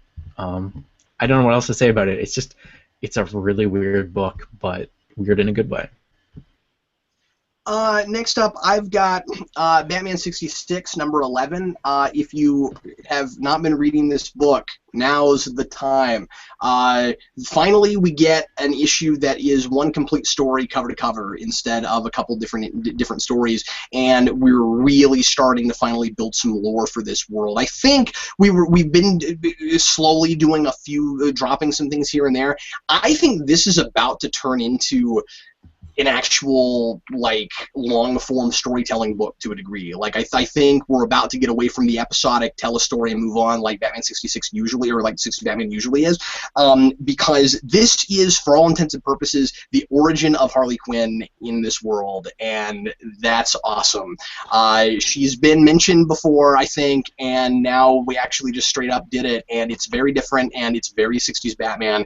And I really like the way they did it. I really like the optimistic way they did it, because it's very 60s. There's also this really cool foreshadowing thing at the beginning that sets it up thematically, and then when it actually happens, I was like, oh my goodness, that is too sophisticated for 60s Batman. But I really liked it. Anyway, this is Jeff Parker's best work on this book. This is basically Joker and Catwoman team up in order to turn all of Gotham City into crazy laughing people, and he's a lot more, the Joker is a lot more maniacal in this just because he has a plan like that, but he's still very much characterized like the Cesar Romero version, and it's I don't know, like it brings in some of those kind of chaos versus order ideas without getting too far away from 60s Batman. It's great. It's starting to now some people that love that show and just wanted to see just that show might not like it moving in this direction, but after several issues of it more like the TV show, I've been ready to see this happen and really get imaginative with it and see what they could build. And Jonathan Case, this is some of the best artwork in this book. We're back to that really pop art, but like everybody's faces look just like the actor stuff, and we got more Julie Newmar Catwoman, which is great. Every now and again they change the actress, which is just fantastic. I think we already have had Eartha Kitt in this. I can't remember, but like every now and again they change the actress. We're back to Julie Newmar here, and there's this really fun bit at the beginning, which is so they have the Arkham Institute in this instead of Arkham Asylum, and they're trying to rehabilitate criminals, and they have this whole program where they let they let criminals do stage shows in order to try to put their energies towards something productive, and so they have King Tut reading poetry, and it's fantastic, and that's how they get the Joker's whole thing started, and he actually starts his whole plot by manipulating Harley Quinn, which is great. But anyway, so yeah, I was so impressed with this, and I always liked this book, but wow, this got really interesting. It's not just fun this time. This is really interesting. Yeah, I'm not a Harley Quinn fan, but that sounds so fascinating because she could totally fit into that universe. Yeah, I could see it working just perfectly. And they made her look a little older, but I don't know if it's just because of what she's wearing, because she's really stuffy in this at first, and she's like just a regular therapist person, and she has those like 60s like upturned pointed like triangle glasses like librarians wear. Perfect. Like the cat's eye ones? Yes. Yeah. And then they put that in the book with Catwoman. And like it's just it's really you really should be reading this, Alex. It's great. That's excellent. Because like I remember specific episodes of that show where like there's one where the Joker like infiltrates Dick Grayson's high school, and there's like some girl who's really obsessed with him or something. I was like, man, that totally could have been in for Harley Quinn, like, you know, several decades before she was even created. She was even invented, yeah. And that's one of the things that's fun about this now is that they're starting to use characters that didn't exist. We were told right at the beginning that the only character that they promised us was Killer Croc, and it hasn't happened yet. We're 11 issues in, we haven't had the Killer Croc yet, which is surprising to me because that was the first one announced. So I'm looking forward to seeing who else they end up using. They're also setting up Hugo Strange, who of course did exist, but I'm just saying he's in there. Well, and what's funny is he's just called Dr. Hugo. He's the main doctor of Arkham Institute. Yeah, Arkham seems like it would fit in that universe perfectly too, with the whole like revolving door thing. Yeah, exactly. Anyway, check it out. It's awesome. Yeah, I need to. If you read no other issue, read 11. I mean, it's very easy to just. And that's what I love about that book right now. Anyway, is you can just jump in and read it. But do it. It's great. Mm-hmm. Next. Well, I just gotta say, I'm so happy we finally live in a world where 60s Batman is socially acceptable now, because there was a really long time where it was like, no, Batman can't be light and he can't be fun. He has to be all dark and depressing, and thankfully we're past that. Here's an idea. Let's have both simultaneously. Give me the really dark Batman Give me the really goofy Batman and let me go see both of them at the movie theater across from each other. You know, that's how I feel about it. Definitely. My next book was from Marvel, though. It was Hulk #3, and I learned today that Mark Waid is leaving this book. I think it's maybe next issue, or the issue after that. Apparently, it's not one of those Mark Waid gets really, really angry like the Hulk and storms off the book kind of situations. It's just, he wants to focus on Daredevil and some of his other projects kind of a situation. This continues on from last time, though, with there's this crazy evil science group who they have this amazing teleportation ability where they can like just go through walls and floors and stuff, and they revived the Abomination, but he's completely under their control, and they sent him off to fight Hulk, who's severely brain damaged from being shot in the back of the head, and it's kind of confusing in that like he was really, really, like I said, brain damaged. He had like the mind of a child, and then he transforms into the Hulk, and then he gets knocked out and turns back into Banner in this. But they're playing with this whole idea that his brain is not fixed yet, and changing back and forth between the Hulk, who has the really, really advanced healing abilities, isn't actually a good thing because it's like a bone that needs time to set properly. Like he might lose his super smarts, and this book is really kind of cool in that Banner's dialogue goes between being really, really crazy super science stuff of like he knows exactly where he is because of like the amount of humidity in the air and the way that things smell and stuff, and then he'll just like start talking word salads, and it's really, really bizarre, and he's all over the place. This book was so. I started getting a little bit, I don't know, out of the mood for this partway through Indestructible Hulk because it just stopped being as good. And there's actually like 2 pages in this book where the villain just stands around and tells his minions what his whole plan is and what he's trying to do. And the thing that I like about Mark Waid is, while he does play to the cliches of the genre, he often subverts them in really fun and clever ways. And he's not doing that here. It's just, mad scientist evil guy just telling what his plan is, and he doesn't have a mustache so he can't twirl it, but it's pretty much that straightforward, and it's just like, I don't know, I expect more from Mark Waid, and this was okay, but it just wasn't amazing. It sounds to me like his heart maybe just wasn't in it. That's what I'm wondering, especially with him leaving the book now. I know, like, I really liked the Banner working for S.H.I.E.L.D. story. I thought that was a really, really clever thing, but yeah, I don't know if he just didn't have a story to tell beyond that. Well, you'd think if anybody could make that last for 20 or 30 issues, it'd be Mark Waid. Yeah, really.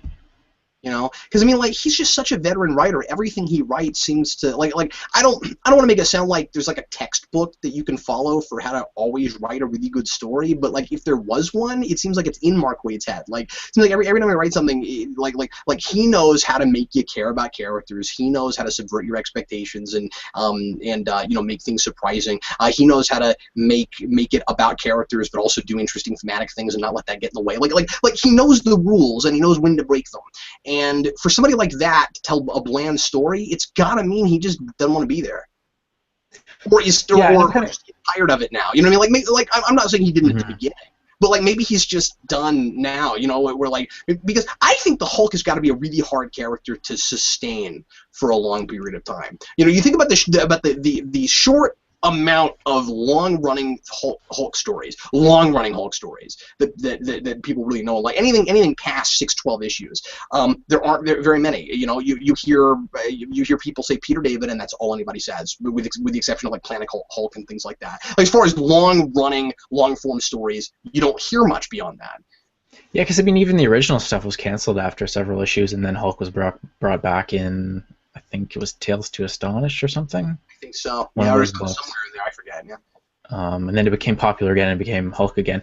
I can see where the story is going. Hulk and Banner get to do some really cool, very heroic stuff in this that I think does define their character. And I think, I kind of wonder, with him having the brain damage and then bringing up the whole issue of he might not heal properly, why this is just called like Hulk and not Indestructible Hulk anymore, like why that makes sense, and where this would potentially be going, and it might just be that he does stay permanently brain damaged until somewhere along the line they completely retcon it, or something comes in and that there's some type of magical something that fixes him, because they don't want to do that anymore.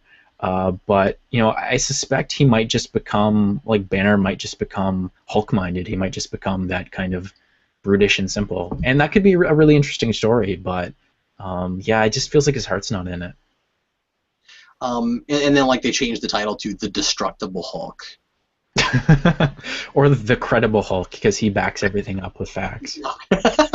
I love that. Okay, I'm going to jump us back one more time to DC with Supergirl number 31, which alternately right now could be called The Other Red Lanterns book. And right now what we've got going on is a story that's jumping between very, very fluidly Supergirl and Red Lanterns. So if you're reading one, you got to read the other one, or you'll get half the story.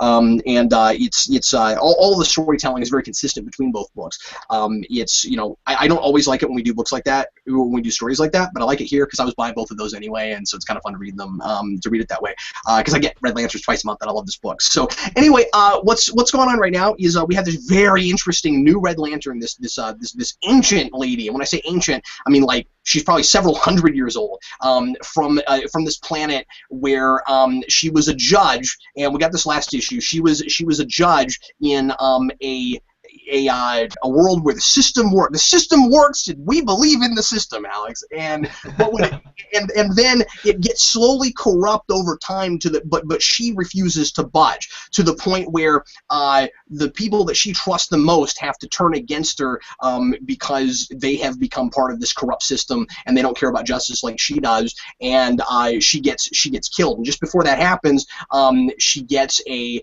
Red Lantern ring because of her rage. And so now she's going around judging everybody that she thinks deserves it, and with a Red Lantern ring, and it's really cool. Now the thing is, when you get a Red Lantern ring, you are crazy enraged, and you can't think straight, and you have to be put into, I don't know why, but you have to be put into the River of Blood in order to get your sanity back. And so she hasn't gone into the River of Blood yet, so she's just going around crazily judging people.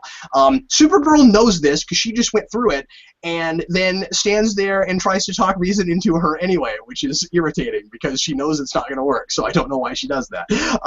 But anyway, so and then we've got Atrocitus about to strike. Finally, we've been building up to this war between Atrocitus and the Red Lanterns, especially Guy Gardner, and that is finally starting to come to fruition. There's not a whole lot of story in this issue. What's here I liked, but it was a little bit light on plot and on characterization, and was mostly kind of just the rest of last issue, if that makes any sense. I kind of feel like those issues could have maybe kind of been put together, although that's not really fair because I did like getting all the backstory about the judge lady, and I hope she sticks around.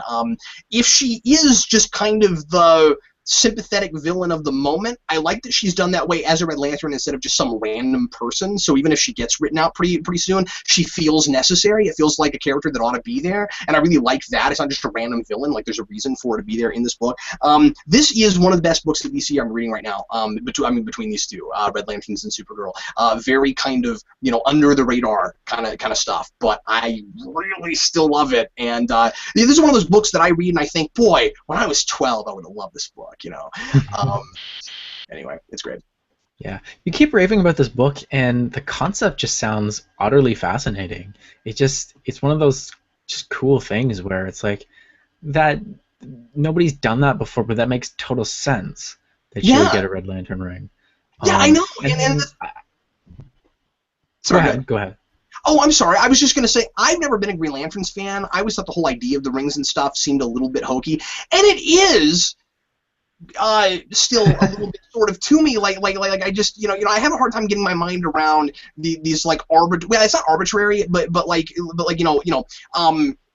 ideas like will and stuff and rage and things. They are kind of socially constructed to a degree. So the idea of like making them into almost tangible ideas, I always had a hard time getting around. But then it's selling me here, and then I've read Green Lantern stories where they sell me on it too. So like I read an arc a few years ago, just so that the Green Lantern fans aren't like, oh, Captain Logan hates Green Lantern. No, I don't. I like Green Lantern core. The only Green Lantern stories I've read that I really like is when it's Space Police. When you put a bunch of them together and they go fly off to solve crimes across the galaxy. That's when I like Green Lantern.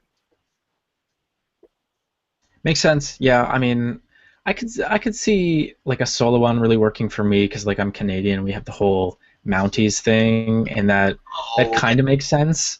And like it's like one police dude in the midst of the totally vast territory, having to deal with crime and stuff just totally on their own. So that could work. I'm not too knowledgeable about Green Lantern, but it's something I've always liked and always kind of had my eye on. But like I like Supergirl, and I just think she's a really fascinating character. And then to take her in this direction, it's totally, it feels kind of out of left field, but it also makes total sense. So this might be something I'll have to check out later.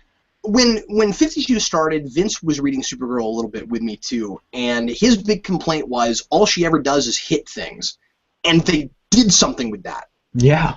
That's why it's cool, because they knew it and they did something with it. Like when you have a character flaw like that, it's fine as long as you acknowledge it and then you let your character have a little bit of, momentum. Yeah, because then they're actually a character. They're like a person. Yeah. Who's writing this book? Right now, this one is Tony Bedard, and I think there's another writer on. Sam, you were going to ask me that, and I can't remember.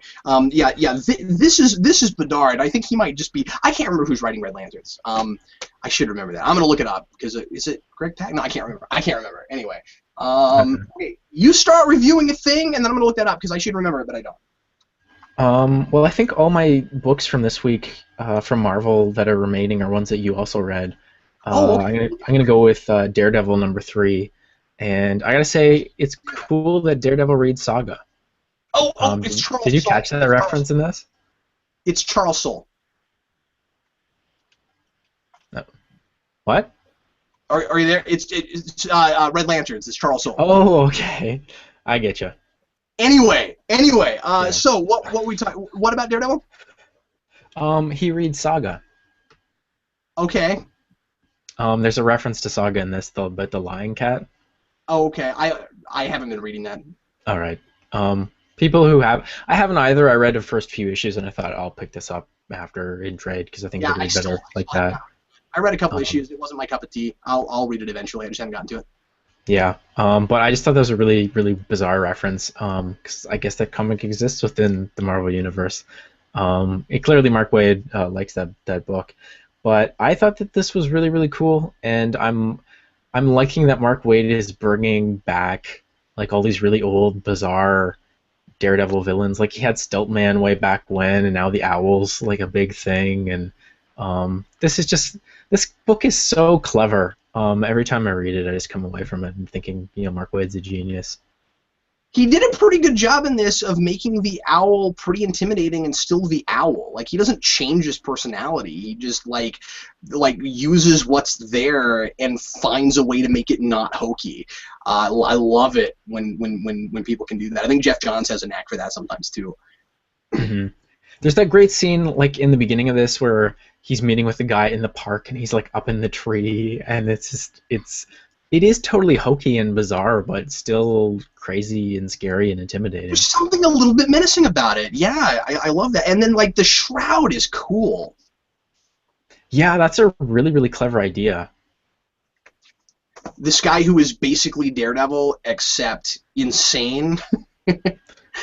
Yeah, he's a vigilante hero who's gone off the deep end, and he kills people. Yeah, like he seems worse than the Punisher in a lot of ways. Yeah, because I don't think Frank really gets that much of a thrill from it, but this guy kind of seems to. Well, and he seems willing to let good people die, and that's not something the Punisher would do if he could help it. Yeah, the Punisher always tries to protect cops whenever he can. So yeah, that is a big difference between them. No, it's a huge. I mean, it's hard to call this guy a hero. He's an anti-hero, if anything, and he's really a villain who was a hero. I think is a lot more, of what this guy. He's less ambiguous than the Punisher, I think, even though the Punisher actually does kill people. I'm glad that, without giving anything away, I'm glad that Wade is finally dealing with what happened to Foggy. Right away, because and this is a thing that Wade does that I love. I will question a thing and he will immediately solve it for me. So because this is an issue to issue, where we're talking about this kind of storytelling. So you don't have it all at once. So at the moment that I'm like, all right, dude, you can't have your main character know stuff I don't know for too long without me getting restless, and then he eventually solves that. He knows. Wade has such a good handle on what the reader is experiencing. Yeah. He's not too close to his own material. He he knows how to manipulate me because he knows what I'm feeling. That's very sophisticated storytelling. And the whole fake beard thing in this, and the wheelchair, and his whole disguise for sneaking in is just, it's hilarious. What I love is that he's setting it up, but he's still not told us everything yet. And now it doesn't feel so much like I'm left in the dark too much with my main characters. It's more that Foggy is there now, and so I'm gonna get it from him at some point. So anyway, I really like that. I don't know what else you want to say about it. It continues to be really, really, really good. Also, I like that Matt is finding ways to use the fact that people know that he's Daredevil to his advantage. Yes. There's that big speech about how the owl is in this impenetrable fortress, and then he says something about him, the shroud not being sophisticated or something, and then he just walks up to the front door as Matt Murdock, and that's how he gets in. It's brilliant. Yeah, and nobody really expects it, and it's cool because it's I guess the idea is if you look that vulnerable and you have a plan, then you have the element of surprise there, and so something about just doing that was really intelligent. I don't know, man. I just I'm reading this feeling like most of us could not figure out what to do with the status quo where everybody knows that Matt Murdock is Daredevil, and Mark Waid knows just what to do with that.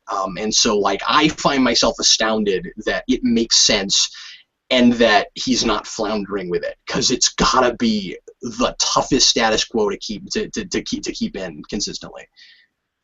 Yeah, it really must be. Next book we've got is we're almost done. Uncanny X-Men number 21, and this, of course, more Bendis and art by Bocciolo. So all of this crazy stuff with Mystique and Shield and stuff is really coming to a head here. We've still got a lot of that, like I was talking about with the other X-Men book from last week. We've still got a lot of mistaken identity and stuff. And one of the things I really like about this issue is the character stuff with Blob. Mm-hmm. Yeah. Who would have thought that he would actually have, interesting motivations and stuff going through his head?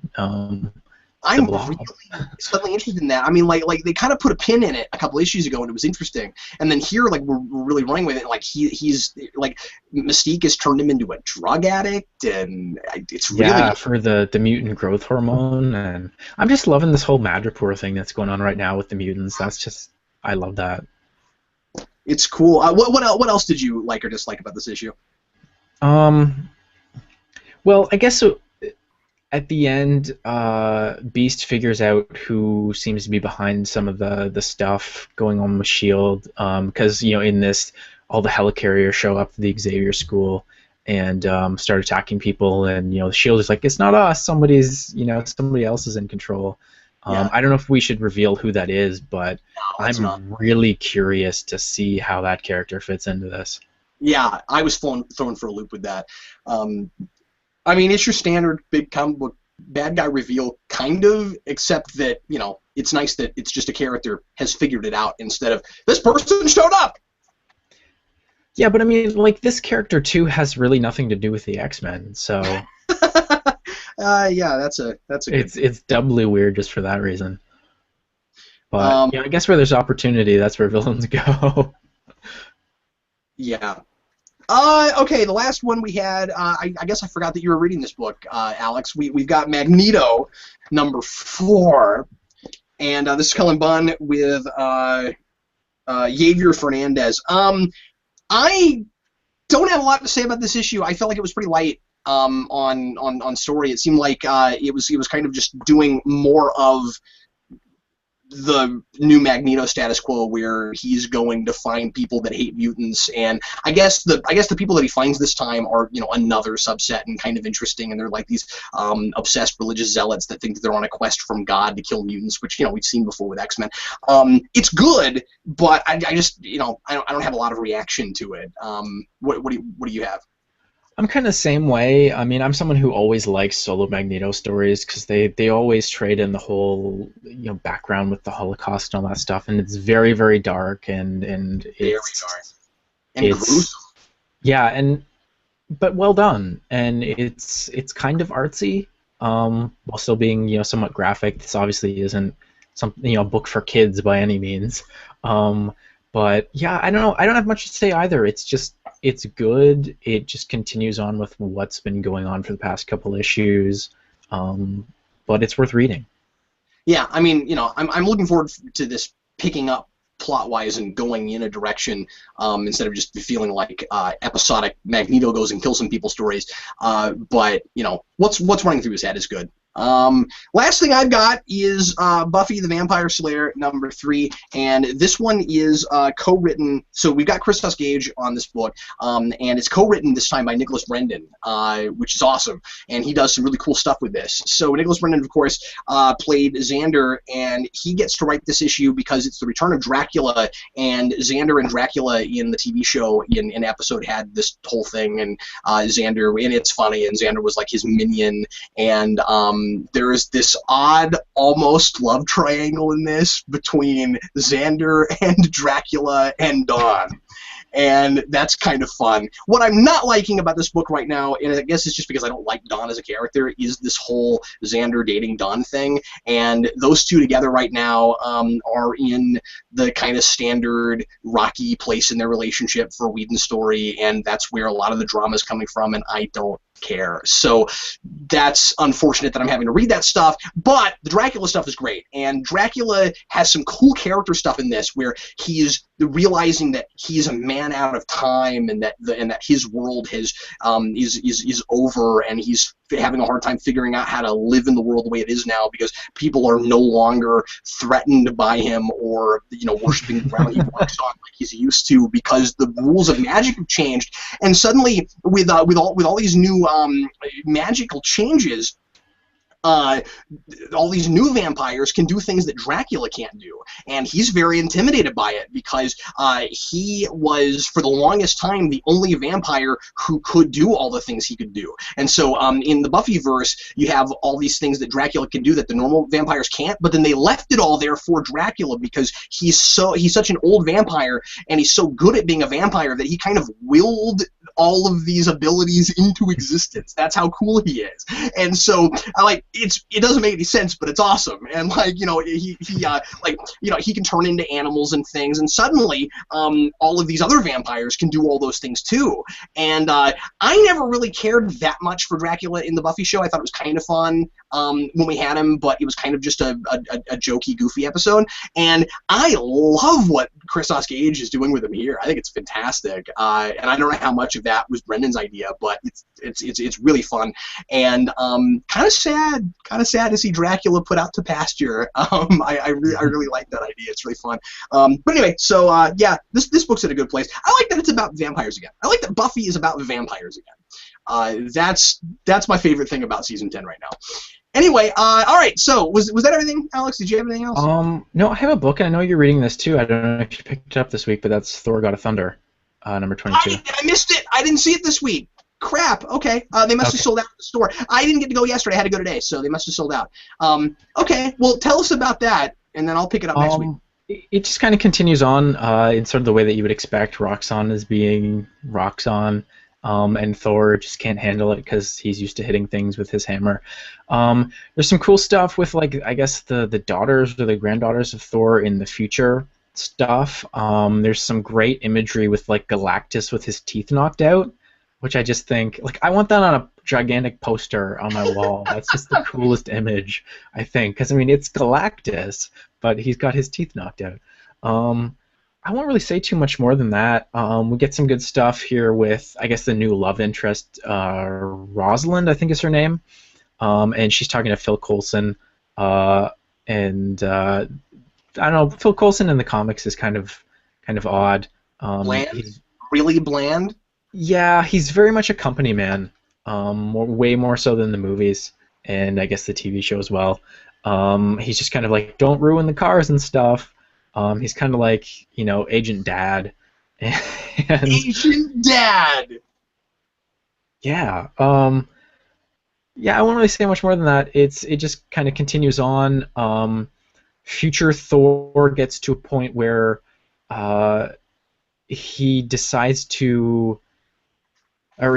I guess he needs to really put an end to Galactus because he's not been having any luck with it, and he needs to take a weapon from, I'll just say, a previous story in Jason Aaron's run, and take out Galactus with it. So that's where this leaves off, and it's really kind of interesting. And I'm kind of curious what that says about future Thor. So I guess we'll see that, and I guess we'll see somewhat how these two stories kind of connect together, because I see the sort of the loose connections between the Roxxon stuff and, you know, polluting the world and all that stuff, and future Earth, which is destroyed, and Galactus coming and eating it. But yeah, I'm really digging this book, and I'm consistently impressed that the artwork is as good as it is. It feels like the kind of artwork you would get in an original graphic novel that, you know, somebody had worked on for like a year, but just we're getting it every month, and it's gorgeous to look at. I love how he draws Galactus.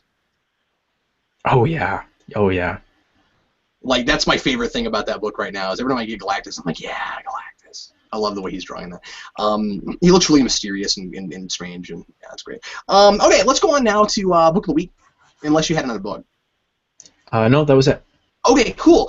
So we had 2 weeks, so let's try to pick 2 books if we can, one from last week and one from this week. I'm going to start just because it kind of blindsided me and I was surprised by it. I thought it was really fun. My favorite book from the previous week was the Star Trek photo novel. I really liked that. It was really fun. What was your favorite book from last week? My favorite book from last week, I gotta go with Ghost Rider #3. It was just really fun. It feels like it's finally kind of kicking into high gear. Things are finally starting to move forward, and it's gorgeous to look at, just like mouth-wateringly good. My favorite book from this week was Batman 66, because that was just super freaking awesome, and finally is going in the direction I was really excited for it to inevitably go in. What was your favorite book for this week? I didn't take Daredevil, so you can have it. Yeah, that's tough. It's probably a toss-up between Daredevil and Magneto for me. And I mean, Magneto's kind of plain, but like, I don't know, that book consistently hits me in the right spot. There's a little part of teenage Alex that still exists that's into the whole darkness and crazy side of humanity that just this tickles just perfectly. And even if it's just boring, it works for me. See, that tells you the difference between us, because like that's 12-year-old Alex and this is 12-year-old Captain Logan. So yes, I've mellowed and cheered up a lot since then. I've gotten darker. Just watch Spawn here. Yeah. So anyway, that's it for us for comic reviews. That took a lot longer than I wanted it to. I should never open a show saying rapid fire. It never works out that way.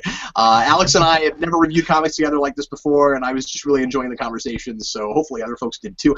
Right now, I'm going to give out another trivia question, if anybody is still with us, and that is, name 3. And I want to see people go for obscure ones if you can think of them. I'm going to take the first one I see, 3 that actually count, but see if we can think of really cool obscure ones. I want to read some neat ones that maybe I haven't thought of in a long time.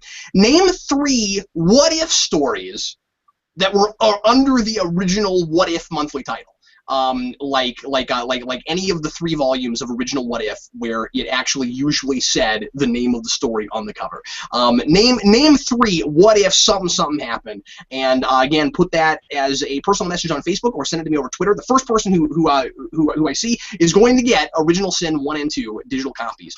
And right now, we're going to open it up for the open forum.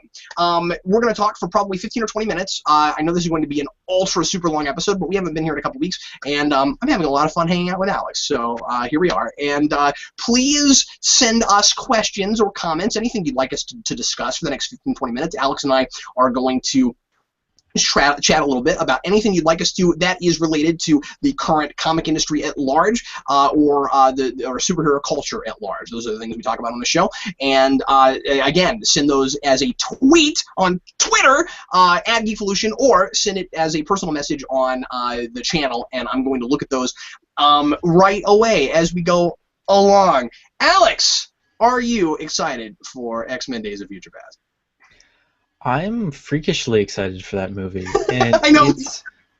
It's gotten, I think it's like 94% fresh on Rotten Tomatoes, and everybody's really? raving about this movie.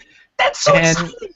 I know, it's like, oh, finally we're getting like the perfect X-Men movie, it seems. And I've liked all of the previous ones, even the bad ones, because they've had good elements to them. But this just seems perfect, and I'm so excited. And it's such a massive undertaking too, with the 2 casts and everything. Yeah, you know what it feels like? It feels like a crossover movie. Yeah, but like in a good way. You know, like I'm getting the kind of, this is gonna sound stupid. Here's the Captain Logan silly fanness coming up. I'm feeling, whenever I see trailers for that movie, and I mean, I haven't seen it yet, but I'm feeling the same kind of goosebumps I got when I watched Turtles Forever. You know, when I got to see the 80s Turtle cast mixed with the 2003 Turtle cast, they did the whole crazy Turtle universe thing. It wasn't perfect, it had issues, but just getting to see a crossover like that was so cool, because it's the sort of thing that you never thought you'd see. And I think that's the closest thing that, like that's so funny. It's the closest thing I can think of to this, because it's a crossover where it's 2 different versions of the same characters. But what's really interesting about it is First Class was kind of rebootish. Yeah, well, it's crazy to me just on the face of it that we've gotten not just like one perfect Xavier Magneto, we've gotten 2 perfect Xavier Magnetos, and they're going to be in the same movie. It's a big, that's mind-blowing. I can't put one above the other with those guys, because they feel like the same people. I mean, that's what I was so impressed with. Now, I mean, you could look at Fassbender's performance and say, well, he's doing a very different thing. But man, like, I feel like as young as that character is, up to being as older as the Ian McKellen Magneto, I can totally see him turning into that guy. You know what I mean? Like, I don't feel like there's any kind of contradiction. I feel like this is what he was like when he was younger, and this is what he's like when he was older. He still feels like the same character, even though they're very different people. Xavier feels a lot closer to the same guy, at least in First Class. And of course, he seems to be having a, crazy rebellious period in this movie. I find it funny that like Patrick Stewart's character in this movie is sort of like the reverse of Picard in a weird way. Do tell. Well, I mean, or maybe it is just like straightforward Picard in that like he was sort of like crazier in his younger days, and then he becomes this more kind of like stately sort of dude later on in life. And I mean, I guess he went from being that to being crazy to then, being stately again. But it's just sort of bizarre. Yeah, I love that you brought that up. And that's the thing is that, Alex, you're one of the only people I know that can talk about it like this because you know Star Trek so well. I always want to talk about Picard and Xavier because I think it's fascinating. I always kind of wondered after watching First Class if maybe Picard had the same thing. Where where he was a lot more studious, and then he had that rebellious streak where he was taking crazy risks and gets stabbed by Nausicaans, and then he turns back into something closer to what he was before, where like he had a little bit more of a sense of responsibility, and then he lost it, and then he gained it again. That's clearly what we've got here. First Class, I mean, like, okay, so he plays drinking games, but that's about it. Like, for the most part, he's pretty much the same guy. But you know, you'll hear Picard talk about stuff like when he was younger, he was really studious and he was into archaeology and stuff. And you're like, well, how does that mesh with the guy who got stabbed by Nausicaans? Yeah, well, it's funny too because they both had some type of like debilitating physical thing happen to them that caused the change. Like Xavier loses his legs and Picard gets stabbed through the heart. Yeah, but what's interesting there though is that those cause opposite changes. Yeah, true. And I'm curious what is going to be the change to force Xavier back onto, I guess, the more straight and narrow kind of a path. Presumably something that happens in this movie. I guess we'll see. And apparently too, this movie is not, at least according to all the reviews I've read, Wolverine centric. Like, he is an important part of the plot, obviously, but it's very much about Xavier, Magneto, and Mystique. So that's really good to hear too, because I want my X-Men movies to be X-Men movies and not Wolverine in the X-Men movies. Brandon is going to be here in half an hour, and then we're going to go see it. So in an hour, I'm going to be in the theater watching Days of Future Past, and I'm just so stoked about it. So we'll be shooting a review after that, and that'll come up. That'll be up tomorrow. Let's go ahead and answer a few questions here while I've got some time. And the first one is from Tamir Mugo. I don't know if you heard about this, Alex, but he says, "What do you think of the recent comments by Goyer on She-Hulk and Martian Manhunter? Did you hear about this?" Yeah. Let's talk about it. How'd you feel about that? Same way I did. I would expect. I want to knock all of David Goyer's teeth out. I think is the beginning and the end of it. It's frightening that someone that ignorant of comic books and that disrespectful towards comic fans is the head of the DC cinematic universe now. Look, he doesn't have to know everything. He doesn't have to be a raging fanboy. He doesn't have to have an encyclopedic knowledge of everything in DC. But don't start randomly calling out fans of properties saying that your favorite character isn't good enough to be in my movie, especially when it's somebody like Martian Manhunter. Like, I don't know, I guess I'm making conflicting statements now, because I'm saying he doesn't have to know everything, but then I'm saying, how could he not know that people like Martian Manhunter? But the thing is, how could he not know that people like Martian Manhunter? Like, you know what I mean? Like, I don't think you have to be a huge fan of DC if you know anything about superheroes at all to know that Martian Manhunter has been a Justice League staple forever. And I'm not saying that he has to be in your movie, but to act all like, oh, fans are stupid for wanting him in the movie, that's not fair. It's just not fair is what I'm saying. It's not. And yeah, I agree. Like, nobody can know everything about comics. Superhero comics have been around for 3/4 of a century. There's been so much material published that, you know, if you did nothing all day but read comics, you would still never get caught up. Yeah. And I don't care about that as much as I care about good storytelling, and hopefully somehow that's what we get in this movie. But well, I know that's a horrible thing to say, but I don't know. I just don't trust Goyer as a storyteller anymore. I feel like he's burnt out. I feel like he's been doing it too long, and he needs to maybe write some other stuff for a while and then come back. You know what I mean? Like, I feel like it's just not a.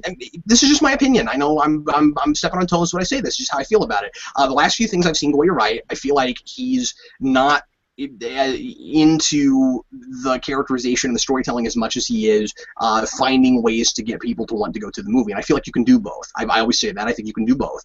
And as much as I love a lot of things about Man of Steel, I do feel like there was some, lack of direction there, character-wise. There's some blandness happening there and stuff. And anyway, I don't know. I talked about all this stuff before. Well, I think Goyer, someone, to me, he's like George Lucas in that he's a good ideas guy, but you want somebody else in there actually writing the script and actually executing the idea. As far as the She-Hulk thing goes, that was incredibly insulting. It shows that he doesn't get the character at all. And again, he doesn't have to know everything, but that is just a profoundly ignorant thing to say. And Stan Lee apparently was asked about it today, and he's like, only a nut would think up something like that, which is just really funny. Well, I guess the thing is, not knowing something is different than not knowing something and pretending like you do. And I think that's what happened here. I think it's him going, well, of course, and the rest of us going, well, not of course. Like, at the very least, just be like, if he had said, don't you think there's a lot of people putting their feet in their mouth right now in some of these projects? Like if I had been Goyer, just be a little more diplomatic about it. If I had been Goyer, I might have said something like, well, Martian Manhunter has never been a character that spoke to me personally, and I didn't really want to write him because I didn't know what to do with him. That's an honest response. You know what I mean? Like I'm not sure. Some fans might have been like, well, then read some Martian Manhunter, but it wouldn't have caused an outcry, right? Just say that.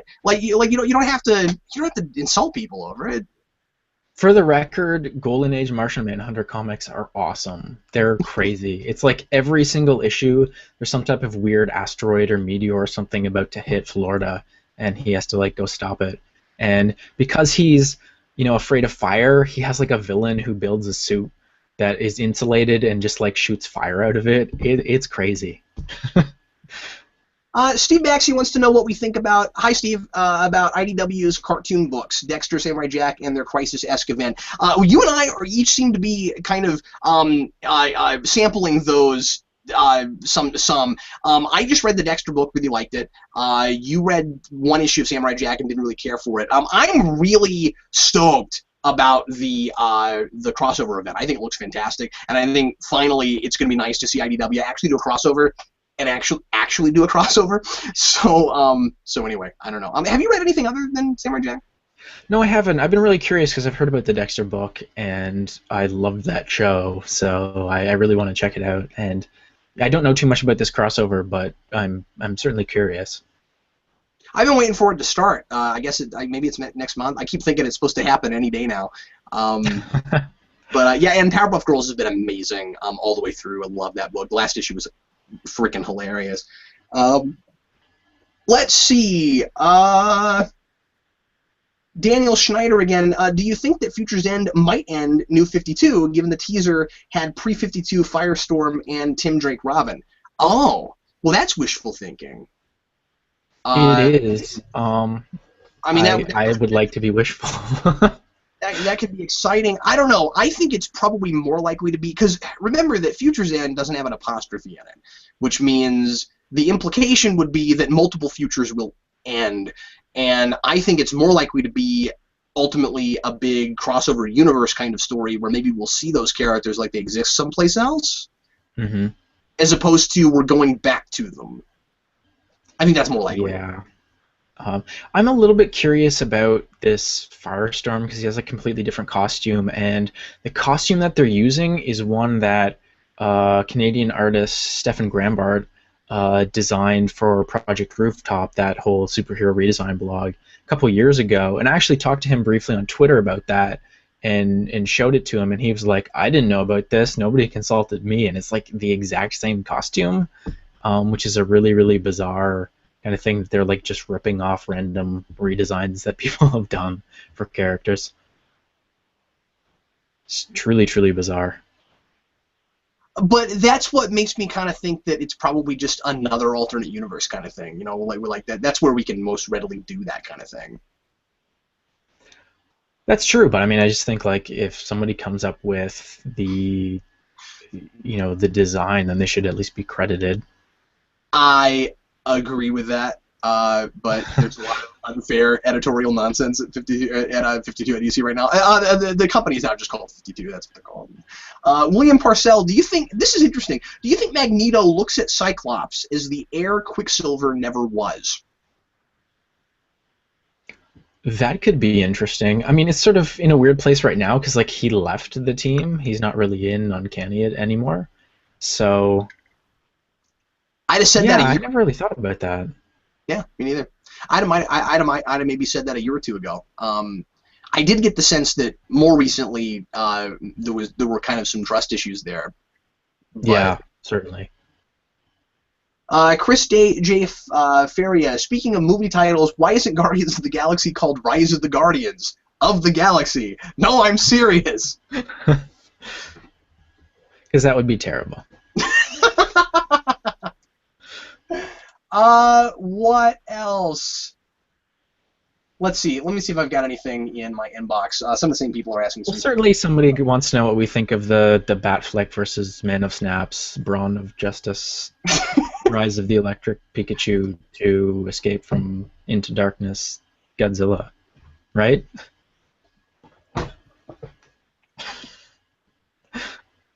I love that so much I can't make actual laughter come out of my mouth right now.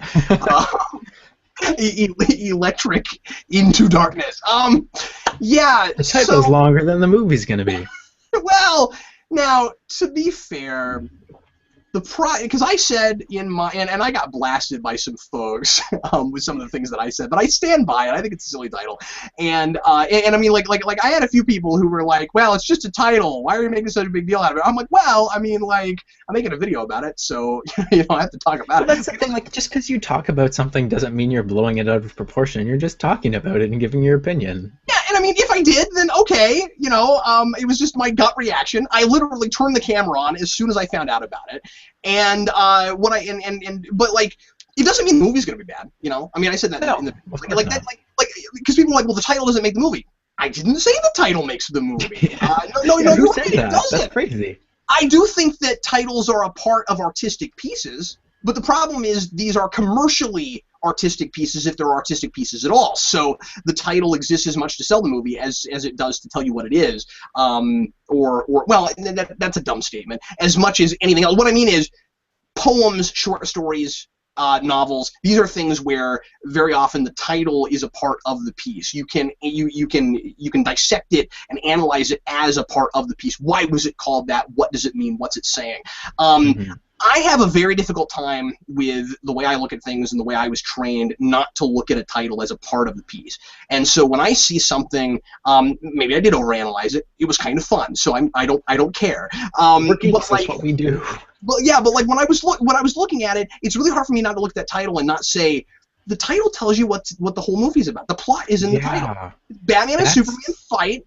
And then at the end of the movie, they make up somehow, and then the Justice League gets formed. Like you put the whole title. So when you say it's too long, and I made the same statement, it's not too long if it's a sequel title. What I mean is, if there had been another movie called Batman vs. Superman, and then they did a sequel, and then they called it Batman vs. Superman : something else, it wouldn't be too long. Mm-hmm. You see what I'm saying? Because if we did that, we would have to say Captain America: Winter Soldier is too long. You know what I mean? I mean, it's fewer syllables. But you see what I'm saying? But it's like, well, we couldn't have just called it Winter Soldier because you wouldn't know Captain America was in it. So I mean, you still have to have that. But it sounds like a sequel title, is what I'm saying. You know what I mean? It's like AVP Requiem. Like, it sounds like we had a Batman vs. Superman already. Yeah, I agree. And I mean, people have said, it's like First Avenger, but what they don't realize is that in many of the parts of the world that are not America, they're not very fond of America, and that movie was not called Captain America at all in many other foreign territories. It was just called The First Avenger.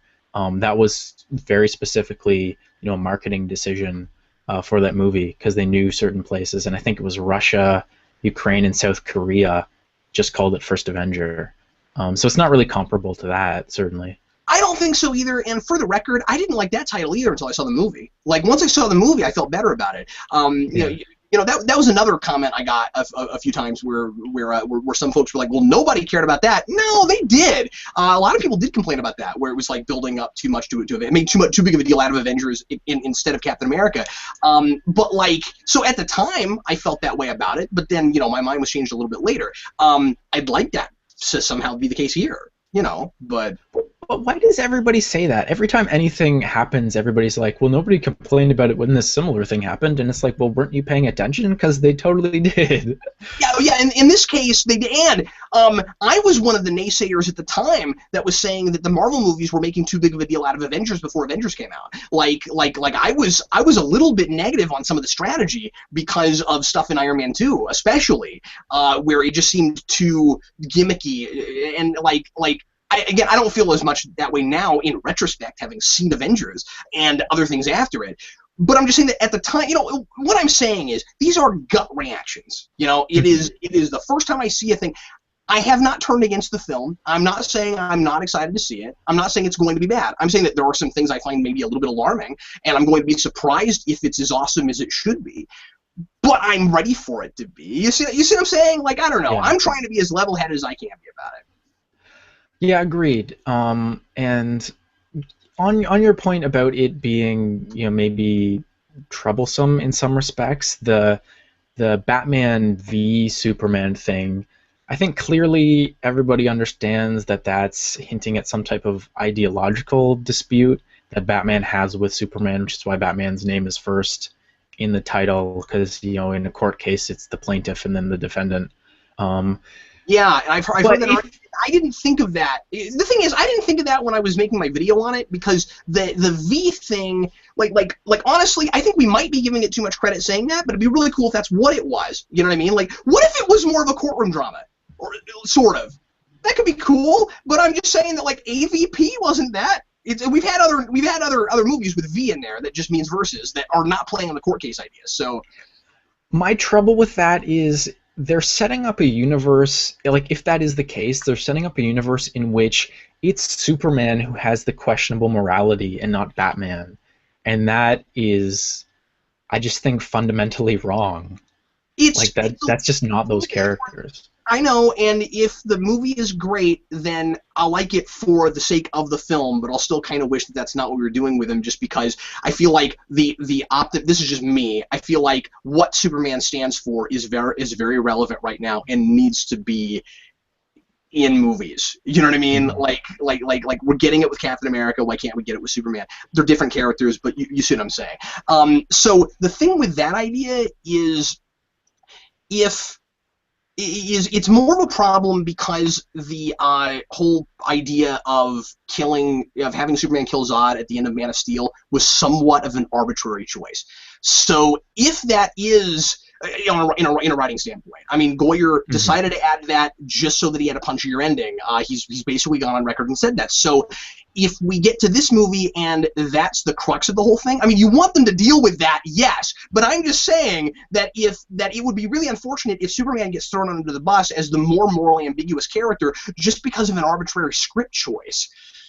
That's where it's rough for me. It feels a lot like Into Darkness, where Star Trek 09 made that stupid decision of making Kirk captain at the end of the movie, which is just completely boneheaded, and then in Into Darkness they're like, yeah, we need to try and justify that stupid decision, so then they run with it. It feels a lot like that. And then they almost made it worse by not doing the thing that was super awesome for a second, where it was like, you're going back to the Academy, and then we have to contrive some reason where that doesn't happen, so that then he's captain at the end, even though he still should have gone back to the Academy. Mm-hmm. So yeah, no, I completely agree with you. I think it is a lot like that. Well, let's move on, because I feel like moving on. Okay, William Parcell, do you think, considering varying ticket prices and 3D prices, that we should start judging a film's success in another way other than monetary gain? Well, I mean, like, studios are always going to judge movies by monetary gain because that's why they're making them. I feel like critics and folks like us are already judging things other than just on monetary gain. What I mean is, I hear people sometimes, saying, "Well, it can't be that bad of a movie. It made a lot of money," and I don't agree with that. I think bad movies make money all the time. Argumentum ad populum. Yeah, so I'm not sure what he's getting at with that question. I kind of see what he's saying. Sales is maybe more relevant of a number than money if there are if certain tickets cost more than other types of tickets. Oh, I see what you're. I'm sorry, it's getting late. I see what he's saying. Yeah. No. Actually, okay, I'm gonna switch gears now. No, I've been saying this for a while now.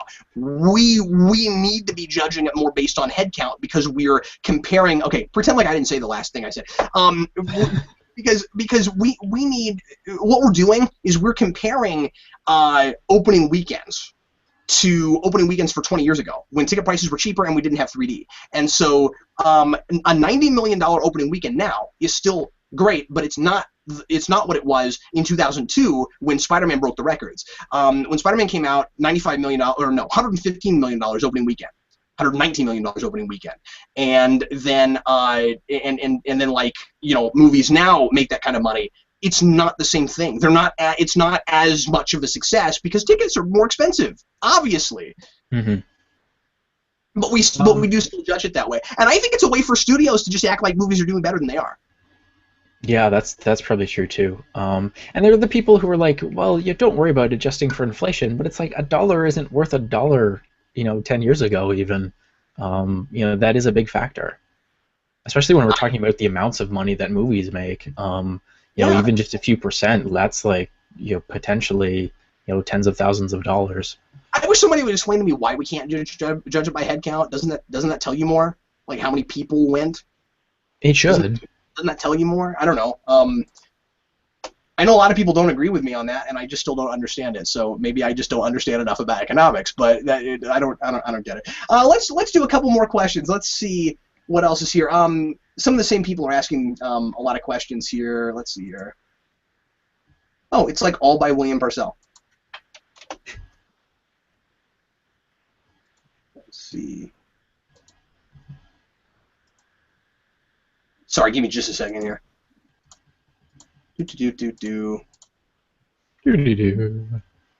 Yeah, I'm not seeing any new folks. I mean, William's got a lot of good questions here, but yeah, I think we should go ahead and leave off here. Everybody, I want to say thanks a lot for watching. We're going to go ahead and end it off here because I've got to go to the movie here in a couple minutes anyway. So thanks a lot for watching. I know this was a super long video. We had all these comics. And like I said, I wanted to go a lot faster, but then it got interesting, at least for me. So, yeah. Alex, thanks a bunch for joining me. We're going to keep doing this.